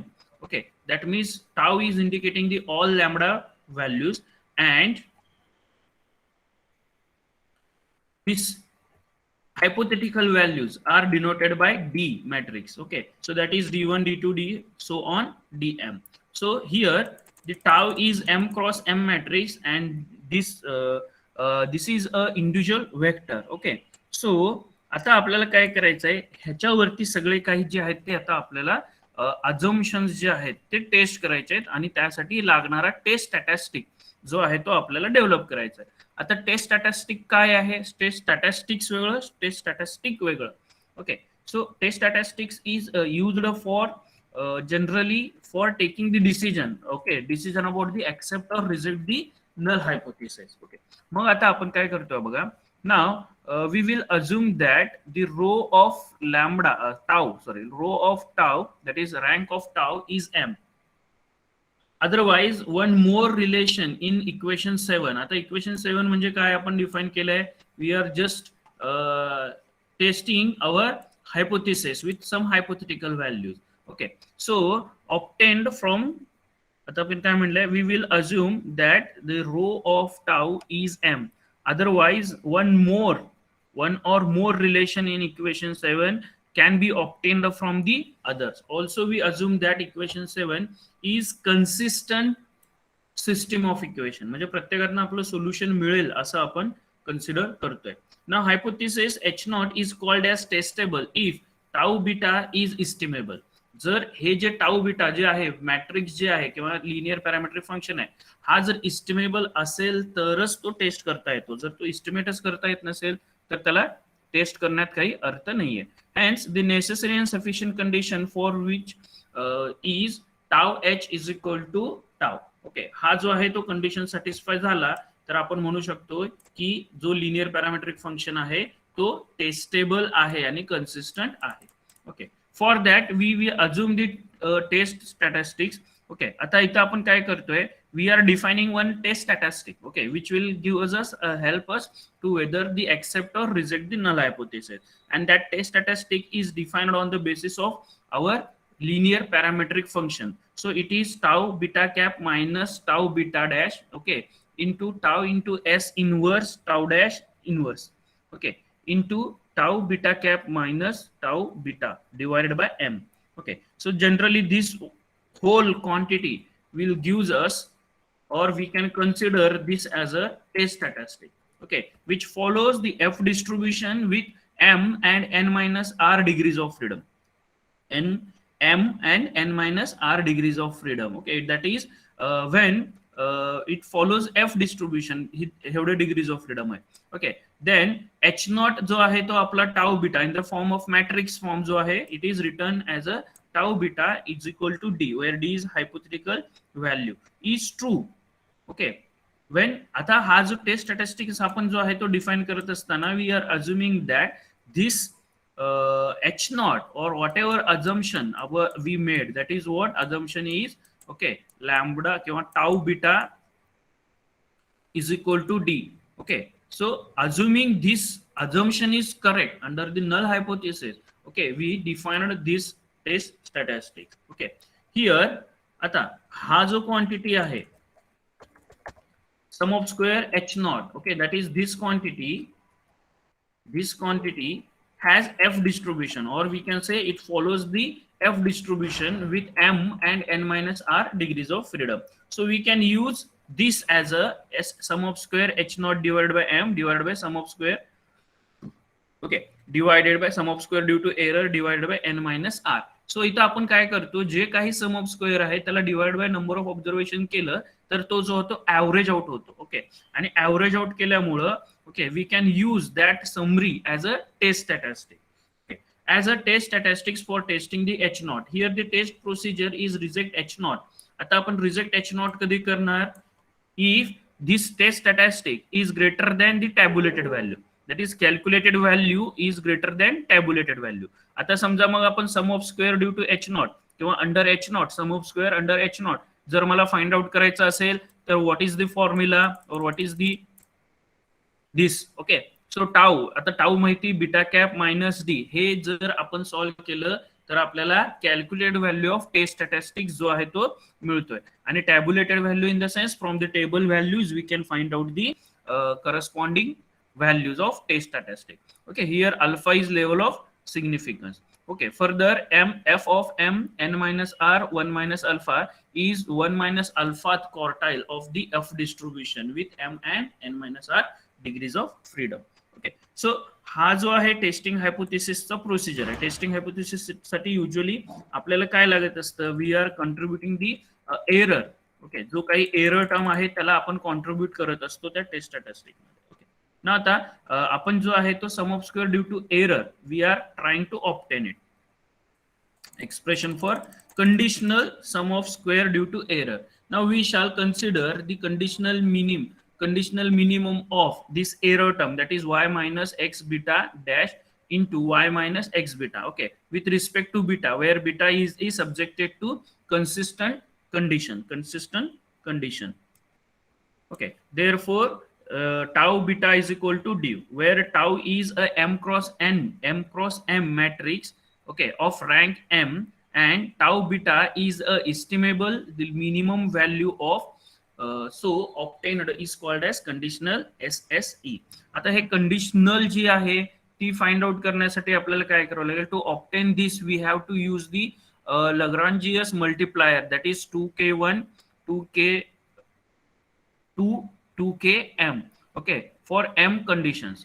Okay, आता हा जो आहे तो आपल्याला पुन्हा जनरलाइज, आता आपल्याला लिनियर मॉडेल मध्ये काय करावं लागतं, जे काही आहे ते आपल्याला जनरलाइज करावं लागतं. So instead of that what we are testing here now, we are considering the general form, that is I running from 1 to m dash into beta is equal to di.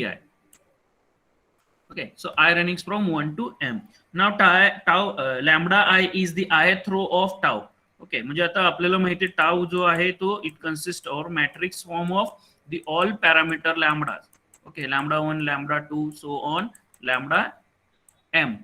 Okay, so here lambda I is a row, ith row of tau, and d is the ith element of d.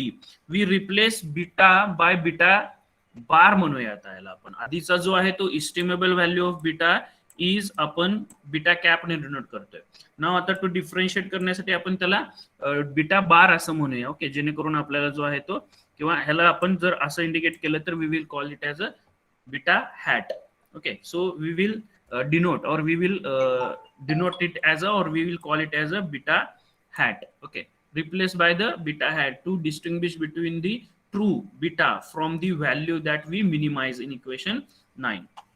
आता equation 9 जो होता तो आपला काय आहे तर दिस error term. Okay, ह्याच्यात आपल्याला आता काय करायचंय, ह्याची व्हॅल्यू मिनिमम येण्यासाठी आपल्याला बीटाची प्रॉपर व्हॅल्यू जी आहे ती इस्टिमेट करायची आहे, आणि आपण ती अझूम करतोय it will be a proper or minimum beta, the sum of square due to error will be minimum for beta hat आहे असं आपण अझूम करून टेस्टिंग करतोय. So to distinguish between the true beta from the value that we minimize, equation 9 कसं कुठला आहे, sum of square due to errors आहे, conditionally and differentiate. So आता आपण काय करूया, तो जो इक्वेशन आहे we will rewrite in this form, okay, in the Lagrangian's form. So this is phi is equal to y minus x beta hat dash into y minus x beta hat plus, आता जो आहे तो आपण त्याला एक कोइफिशियंटने multiply करतो. What are those coefficient? 2k. Okay, so generalize करण्यासाठी आपण लिनियर इक्वेशन जे आहे ते अशा पद्धतीने फॉर्म करतोय. So it is 2k1 lambda dash 1 beta minus d1 plus 2k2 lambda 2 dash beta minus d2 so on 2km lambda m dash beta plus, sorry इथं minus आहे, इथं मायनस आहे, इथं प्लस नाहीये. Okay, dn so on. Okay, so equation 10 ह्याला आपण म्हटलं. Now we have to differentiate this equation with respect to beta. Okay, का तर आपल्याला मिनिमाइज करायचा आहे. जो एरर टर्म आहे, sum of square due to error आहे, तो कुठल्या व्हॅल्यूला मिनिमम होतो हे आपल्याला बघायचंय. त्यासाठी आपण अजून केलंय की तो बीटा हॅटला मिनिमाइज होतो. त्यामुळे आपण आता काय करतोय, बीटा हॅट जो आपण आता लग्रांजियस एक सिरीज तयार केली आहे, त्या सिरीज मध्ये आपण differentiate with respect to beta hat नी आपण करणार आहोत. So when we differentiate the above equation by beta hat we will get minus 2x dash Y plus 2x dash X beta hat plus 2k lambda 2k1 lambda 1 and so on 2km lambda m. So we can rewrite this in the form of matrix. Okay, हा जो equation आहे सगळा जो आहे, okay, k form आहेत ते आपण equation मध्ये लिहू शकतो. So therefore here is 2 minus 2x dash y plus 2x dash x beta cap and plus this 2 into tau dash k. आता हे कसं केलं तर हा जो फॉर्म आहे ना इक्वेशन, ओके, त्याच्यामध्ये 2 आहे तसा, ओके, लॅम्बडा किंवा टाउ जो आहे तो टाउ काय आहे, लॅम्बडाचा मॅट्रिक्स आहे ना. सो त्यामुळं हा lambda 1 so on lambda 2 so on lambda m. So tau is replaced. I already we denoted it as a matrix form. So lambda 1 lambda 2 so on lambda m. So it is replaced by tau here. Okay, these all k values are replaced by tau, and this k is now matrix which containing the all k values, that is k1 k2 so on k. मग matrix form मध्ये generalise करायचं आहे म्हणून त्याला matrix form मध्ये आता आपण जो आहे तो डेरिव्हेटिव्हचा जो काही रिझल्ट आहे तो कन्वर्ट केलेला आहे. Okay, now here we return this. Okay, k is a vector, right? k1 k2 so on km. Now here when is equal to 0, that is आपल्याला मिनिमाइज करायचं असेल with respect to beta cap, then we have to take the derivative and then we have to put 0. Okay, derivative घेतलं, now we have to put 0. now 0 ठेवल्यानंतर काय येईल, x dash y is equal to x dash x beta hat plus tau dash k. आता tau dash k, okay, equation 1 म्हटलं. now but we know the standard result. what is that? normal equation. Normal equation is x dash y is equal to x dash x beta cap. आता हा जो आहे तो आपला beta hat आहे, हा जो आहे तो बीटा कॅप आहे. नॉर्मल इक्वेशन मध्ये जो आपण इस्टिमेट ऑफ पॅरामीटर वापरलेला आहे दॅट इज बीटा कॅप आहे. Okay, now subtracting the equation 11, that means this equation from the equation 12, what we are getting x dash x, okay, x dash x beta cap minus beta hat is equal to tau dash k. Okay, this is the denoted by equation number 30. now multiply both side by tau into s inverse. Okay, s inverse काय आहे, it is g inverse of s. Okay, now multiplying this tau s inverse we will have tau s inverse s beta cap. आता s inverse s कुठनं आला तर this quantity is nothing but s आपण denote केलेला आहे normal equation मध्ये. So that's Y multiplication आपण ह्या क्वांटिटीने करतोय. ओके, इंटू एस जो आहे तो इथं ऑलरेडी आपल्याकडे होता. So it is beta cap minus beta hat is equal to s into s inverse tau dash k. Okay, ह्या क्वांटिटीने आपण मल्टिप्लाय करतोय. So after this simplification what we are getting, we are trying to find out the Lagrangian's multiplier जे आहेत त्यांची value आपण find out करायचा प्रयत्न करतो. And those multipliers are denoted by K. So that's why we have to find out the values of k. So values of k is given by using this equation. We will get the k as a tau into s inverse tau dash inverse into tau into h. आता h कुठनं आला तर इथं जो आहे this h, okay, inverse, हा inverse जो आहे तो इकडे आल्यामुळे आता हा एस इंटू एस इनवर्स जो आहे, okay, S into s inverse become H here. Okay, so that's why it is H, and we know that H into any matrix is that matrix itself. So in this way, after simplification,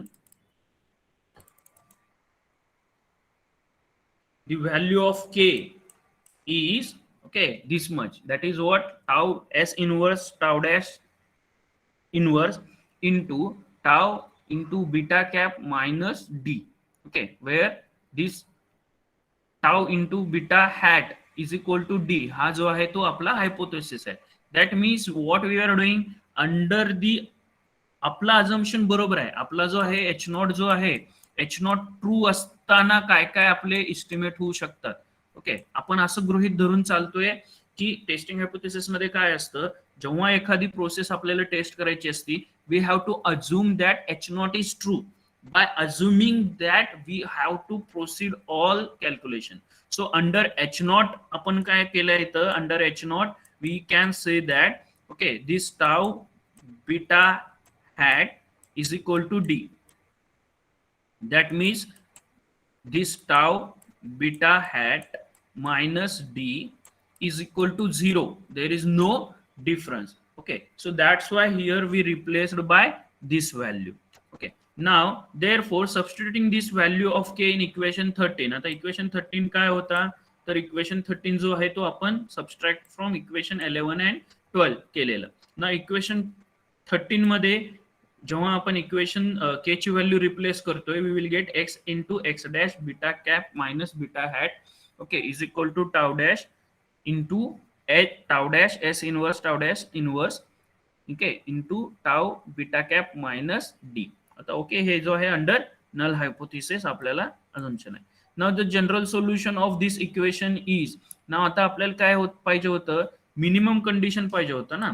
so minimum condition जर पाहिजे असेल तर आपल्याला जो आहे तो आपण जे एक व्हॅल्यू कन्सिडर केली आहे बीटा टाउ, ओके, त्याची व्हॅल्यू, तो डिफरन्स जो आहे तो ऑलमोस्ट 0 येणं अपेक्षित आहे. So therefore beta cap minus beta hat is equal to S inverse tau dash into tau S inverse tau dash inverse.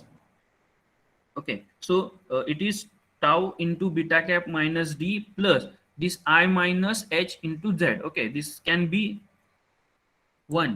Okay, किंवा सॉरी दिस इज ऑलवेज 0. जर आपण हे वर्कआउट केलं तर 0 येतं. फक्त इथं काय केलंय आपण, एक रिप्रेझेंटेटिव्ह असावं म्हणून त्याला आपण त्यांनी अशा पद्धतीने त्याला वापरलेलं आहे.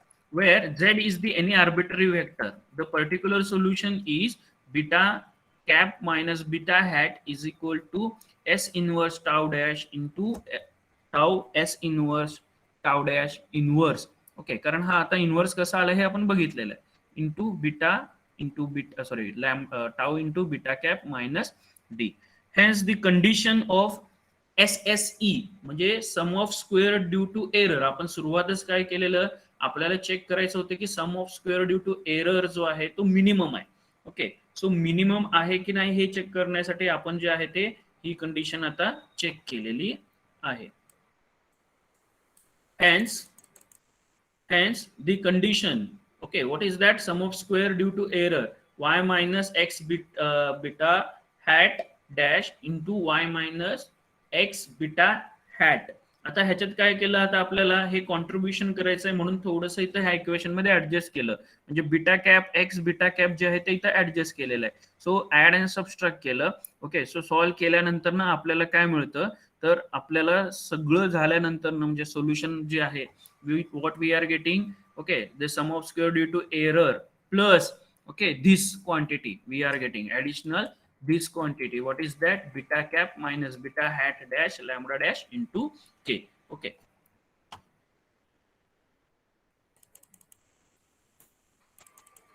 so here we can see that this error term, sum of square due to error plus this quantity is present. आता K ची व्हॅल्यू जेव्हा आपण रिप्लेस करतोय. So to often it is possible to incorporate the conditional tau beta cap is equal to tau beta is equal to d in the model itself and rewrite the model in the terms of few parameters, and then obtain the sum of square due to error from the reduced model. आता आपल्याला काय करायचंय, हा जो आहे model तो reduce करायचा आहे. Okay, so reduce the model. Suppose that the account of the condition tau beta is equal to d, we could rewrite y is equal to x beta plus epsilon as a y is equal to z theta plus epsilon. Okay, आता आपल्याला काय करायचं आहे, तो sum of square due to error जो आलेला आहे final त्याचा इक्वेशन, त्याला काय करायचं आहे, आपल्याला तो रिड्यूस करायचा आहे. ओके, सो जेणेकरून त्याचं जो आहे कॉन्ट्रीब्युशन किंवा त्याच्यामुळे जे काही बायस येणार आहे ते मिनिमम येण्यासाठी आपल्याला ते आता ऍडजस्ट करायचं आहे. सो त्यासाठी आपण रिराईट केलं y is equal to Z theta plus epsilon. Note that in this model minimum occurs at, आता मिनिमम कधी ऑकर होणार, when theta cap ची value is, when we will consider theta cap value is z dash into z, okay, and z dash y. हा जो आहे तो आपला normal equation सारखाच आहे which is expressed in terms of z. Okay, now further it is clear that the conditional minimum of y minus x beta and into y minus x beta is the unconditional minimum of y minus z theta dash into y minus z theta, and it is given by this quantity. Okay, so this is given by in this form. Okay, thus from the all equation we have lambda beta cap minus d dash. Okay, so this all equation, आता हे sum of square due to rho आलाय. आता इथं जो आहे this is nothing but sum of square, total sum of square. Okay, minus this is sum of square due to rho. Okay, आता row चा जो आहे तो इथं कॉन्ट्रीब्युशन आपण घेतलेला आहे. नाउ नेक्स्ट काय बघा, note that LHS of above equation is SS0. त्याला आपण म्हणतो sum of square under H0 for the testing H0 lambda tau beta is equal to 0. Okay, tau beta is equal to 0. Thus we have to obtain the expression as a sum of square due to H0, that is sum of square under H0 is equal to sum of square due to rho beta cap minus sum of square rho due to theta cap. So this will gives a minimum value of our error value. Okay, so जर हा complicated, आता कसं आहे तुम्हाला नाहीतरी theories आहे, ऑब्जेक्टिव्हच विचारले जाणार आहे, तर ऑब्जेक्टिव्हच्या वे मध्ये जर आपल्याला हा कॉन्सेप्ट समजून घ्यायचा असेल तर just we have to remember this. What is that? Okay, the decision rule.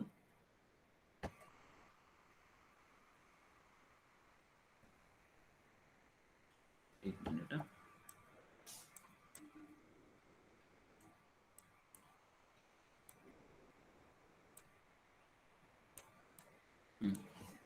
Only this. Okay, H0 जो आहे ऍक्सेप्ट कधी करणार, रिजेक्ट करणार, हा एवढाच जो आहे महत्वाचा. फक्त इथं काय महत्वाचं आहे तर ह्याचा फॉर्म्युला मात्र तुम्हाला लक्षात ठेवावा लागणार आहे. मीन्स SSH0 म्हणजे sum of square due to H0 or some of square under H0 काय असणार आहे तर it's expression is this. We have to remember, we have to just remember this follows F distribution. Okay, कुठला distribution घेतोय आणि त्याचं expression काय आहे. ओके, आणि त्याचं टेस्ट स्टॅटिस्टिक्स मध्ये कन्वर्ट काय आहे आणि त्याचं इंटरप्रिटेशन, एवढंच आहे. बाकीचं काय आहे ओके हे थेरम म्हणून फक्त तुम्ही रेफर करू शकता.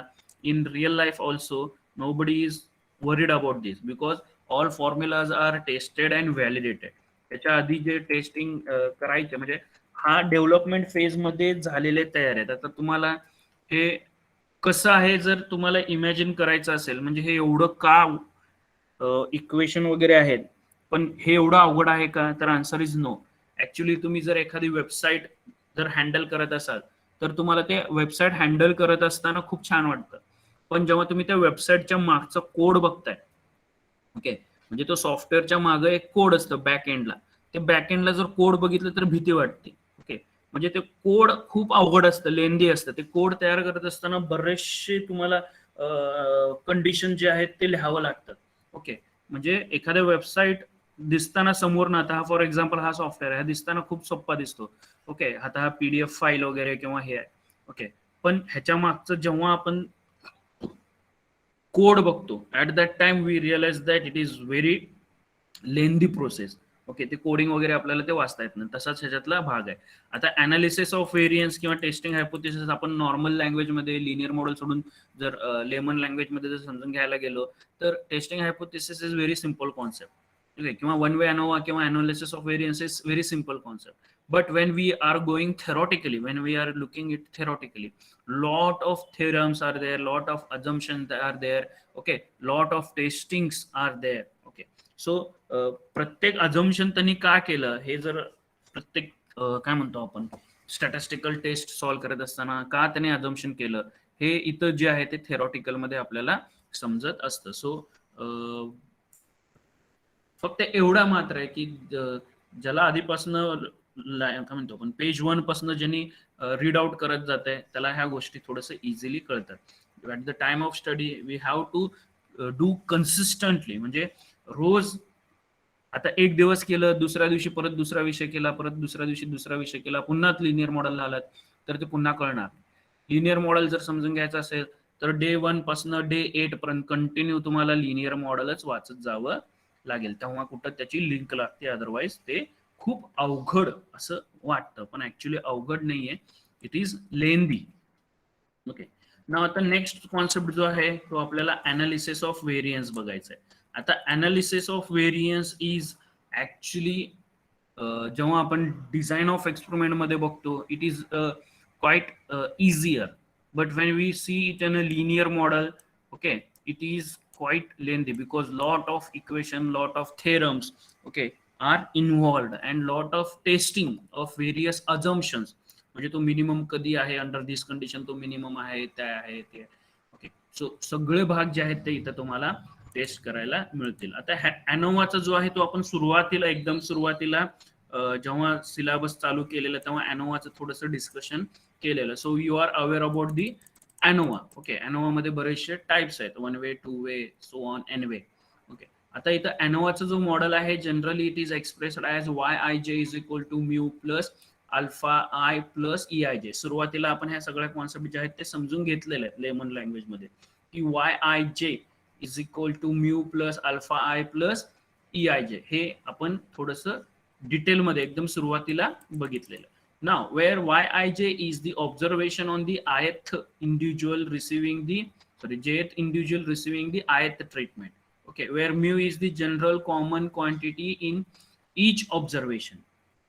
Okay, हे जनरल आपण बघितलेलं की माझा ओव्हरऑल माझा जो आहे तो ब्रेन कॅपॅसिटी असतो. ओके, त्याच्यामध्ये ट्रीटमेंट इफेक्ट ऍड होतो, मग that will reflect the my total score. म्हणजे माझी brain capacity plus my teaching in the sense what training you are getting plus the disturbancy available. आता एखाद्या विद्यार्थ्याचा मार्क जो आहे तो YIJ, मी नेहमी हे उदाहरण सांगत असतो. ओके, त्याचे मार्क किती गोष्टींचं कॉम्बिनेशन असतं तर ह्या 3 गोष्टींचं कॉम्बिनेशन असतं. म्हणजे त्याच्या एखाद्या विद्यार्थ्याला एखादा स्कोर मिळतोय, एखादा मार्क मिळतात पर्सेंटेज, तर ते कुठल्या 3 गोष्टींचं कॉम्बिनेशन असतं तर त्याची overall brain capacity mu, okay, plus त्याला मिळालेलं training. Okay, it may be tuition, it may be class, or it may be self study किंवा सम अल्टरनेटिव्ह टूल्स. ओके, किंवा गुड बुक्स किंवा मटेरियल काय असेल ते, त्याच्यामुळं त्याच्या स्कोरमध्ये किंवा त्याच्या मेमरीमध्ये थोडंसं ॲडव्हान्टेजेस येतं. Plus some uncontrollable factor which are that YIJ. Okay, what is EIJ, what is that, it is error term. Okay, it may be plus or it may be minus. Okay, म्हणजे तुम्हाला समजा 80% पडलेत किंवा 80 mark पडलेत तर तुमची brain capacity 60 होती. Okay, तुम्हाला जे शिक्षक किंवा टीचर्स मिळाले किंवा पॅरेंट्स घरी जे ट्रेनिंग घेतले त्याच्यामुळे तुम्हाला 10 मार्क मिळाले. ओके, मग आता हा जो शेवटचा भाग असतो error, okay, it is error term, it is beyond your control.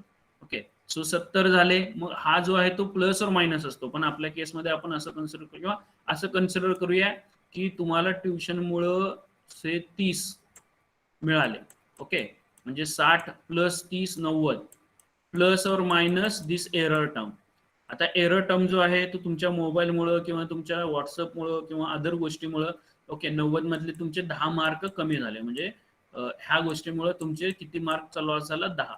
तर हे अशा प्रकारे जो आहे तो yij is equal to mu plus alpha I plus some quantity error quantity okay which is beyond the our control. It can be habit or it can be addiction. Okay, because of that addiction we will get lose some concentration आणि त्याच्यामुळे काय होतं आपले marks वरती effect होत असतं. एक असं उदाहरण दिलंय. तर अनोवा मॉडेल जो आहे तो असा वर्कआउट होत असतो. आता पुन्हा जनरलाइज लिनियर मॉडेल असल्यामुळे आपल्याला काय करावं लागेल, जो इक्वेशन जे आपण टीवाय मध्ये बघितलेलं ओके वाय आय जे ह्याला आपण जनरलाइज करणं गरजेचं आहे. So Y I J is equal to mu X zero plus alpha one X one plus alpha two X two so on alpha K X K plus epsilon that is error term. Okay, so here we will consider X zero as a zero, म्हणजे जे काही average effect आहे we will consider that it is 0.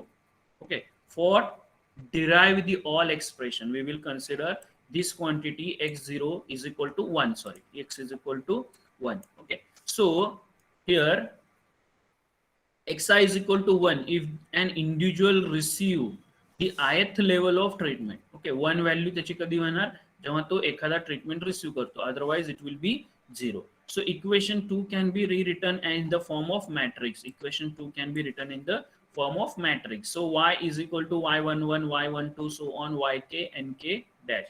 आणि x चा जो matrix आहे it is written in the form of, here you can see okay this is n1 row.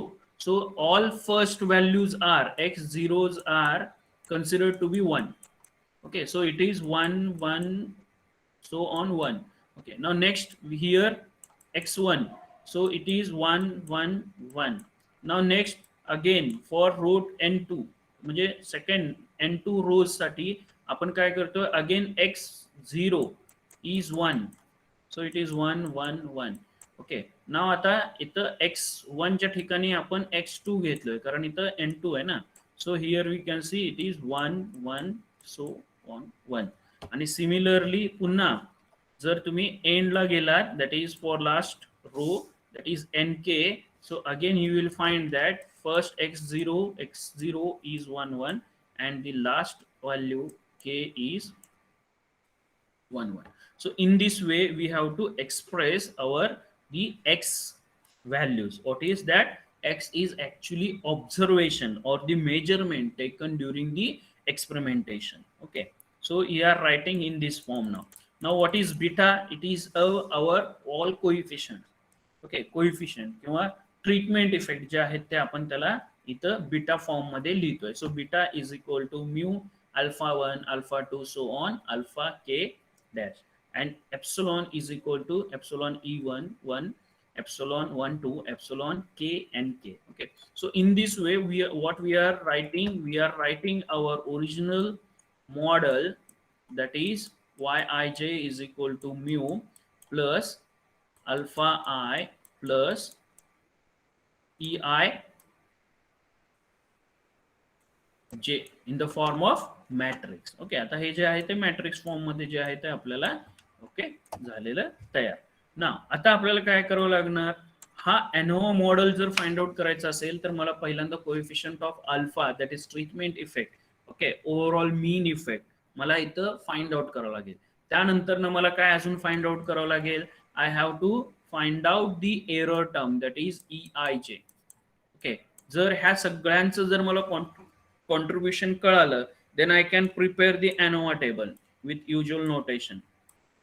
okay, मग ANOVA table आला then we have a standard rule of accept or reject. आता आपण जे बघितलेलं की लेस दॅन असेल tabulated value than calculated value, calculated value less than tabulated value असेल then reject H0. हा डिसिजन रूल आहे.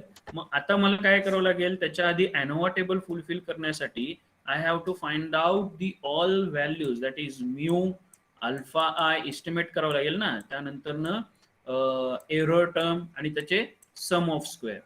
हे सगळे व्हॅल्यू जेव्हा मी फाइंड आउट करतो, at that time I can prepare the ANOVA table and then I can use that ANOVA table for interpretation. Okay, so आता one way classification model is the particular form of generalized linear model. particular form आहे जो आतापर्यंत आपण बघितलेला आहे. Okay, so here we can start directly. आता काय करावं लागेल आपल्याला, पहिल्यांदा mu, okay, overall mean effect वगैरे जे आहे ते फाइंड आउट करावं लागेल. For that we are going to use a least square method. What we know that. Okay, so for that least square method of beta, to obtain the least square of beta, we have to minimize this equation. That is what phi is equal to I runnings from 1 to k, j runnings from 1 to ni, yij minus alpha I minus beta. एक minute हा. So phi is equal to जो आपला model आहे, okay, त्याचा आपल्याला express करावं लागेल Y I जे minus mu cap minus alpha I cap square. तो हा जो आहे तो आपण सम ऑफ स्क्वेअर आता डिफाईन केलेला आहे. Okay, now we have to minimize this sum of square with respect to beta. So first जो आहे ते आपल्याला म्यू कॅप म्हणजे म्यूची व्हॅल्यू इस्टिमेट करण्यासाठी आपल्याला हे जे आहे ते we have to take the derivative with respect to mu and we have to put is equal to 0. I think हा प्रोसेस आपल्याला TY ला डिझाइन ऑफ एक्सपेरिमेंट मध्ये झालेला आहे. Okay, so it is phi of with respect to mu is equal to 2 times I runnings from 1 to k, j runnings from 1 to ni, yij minus mu cap minus alpha I is equal to 0. Okay, जर हा 0 ठेवला तर हा जो सम आहे तो आता आपल्याला काय करावं लागेल, we have to multiply it inside bracket. Okay, so when we multiply it inside bracket, the first term is summation i over k j over n I Y I जे मायनस.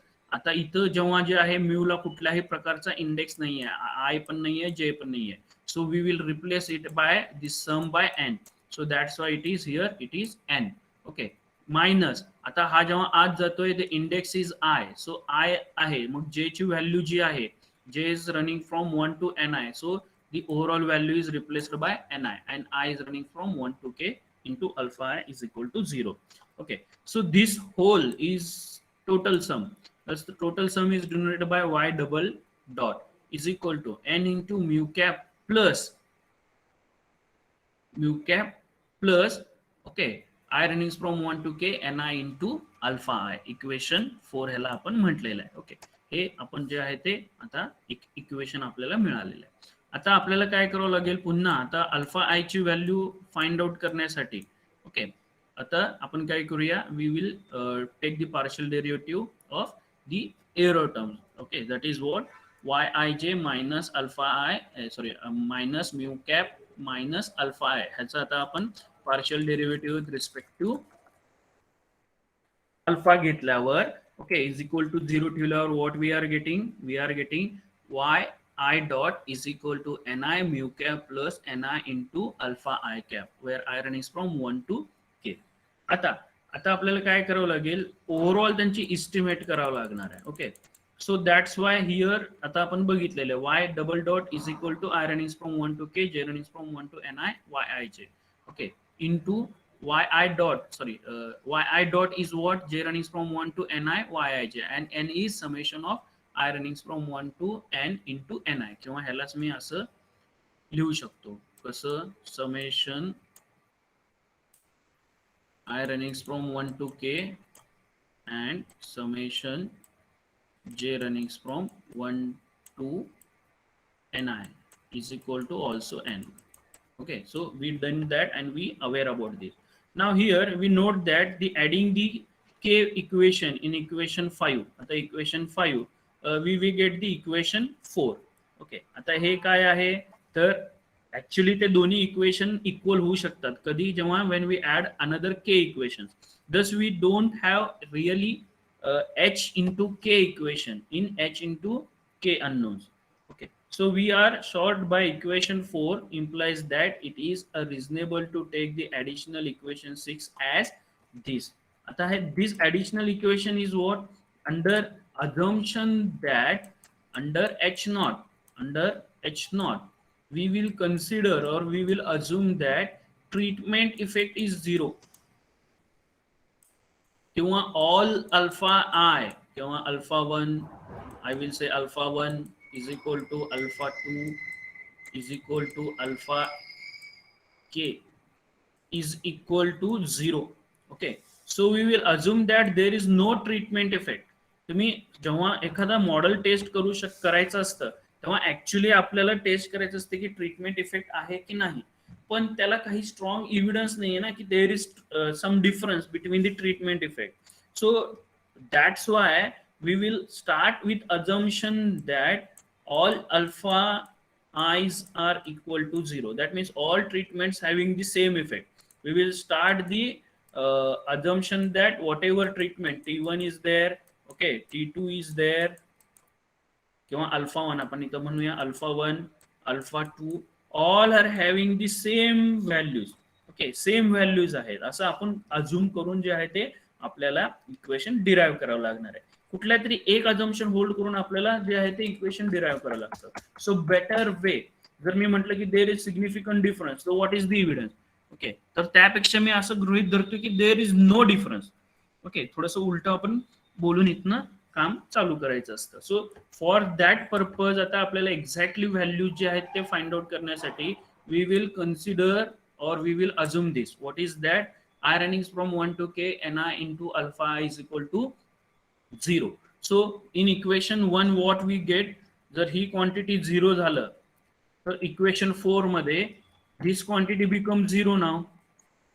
कसं आहे, हे सगळं अजम्पशन जे आहे ते scientist लोकांनी दोन्ही साइडनी सॉल्व्ह करून बघितलं. But when we assume this ki all alpha i's are 0, are having the equal, okay, no difference, then we will find out we can find out the estimated value of the parameters. Okay, so or average effect जे आहे ते आपण estimate करू शकतो, म्हणून तो assumption त्या पद्धतीने केला गेलाय.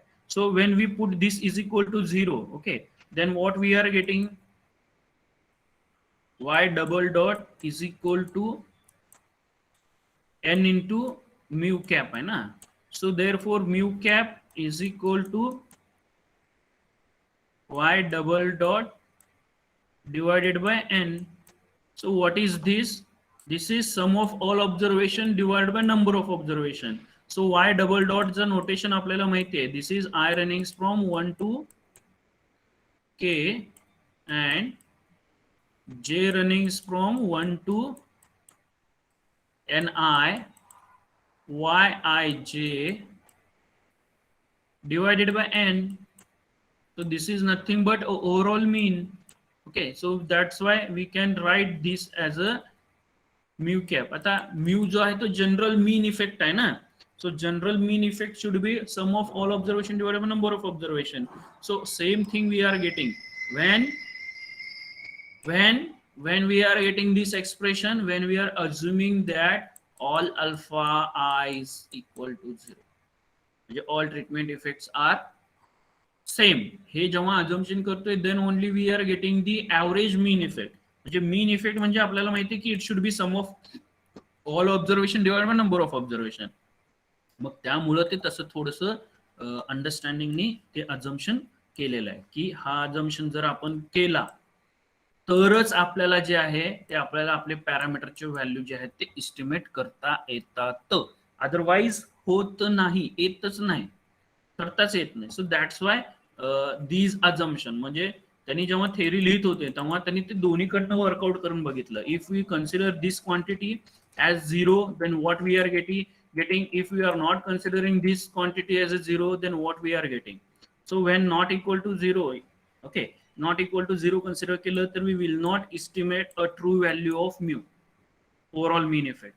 So that's why the assumptions are made in this way.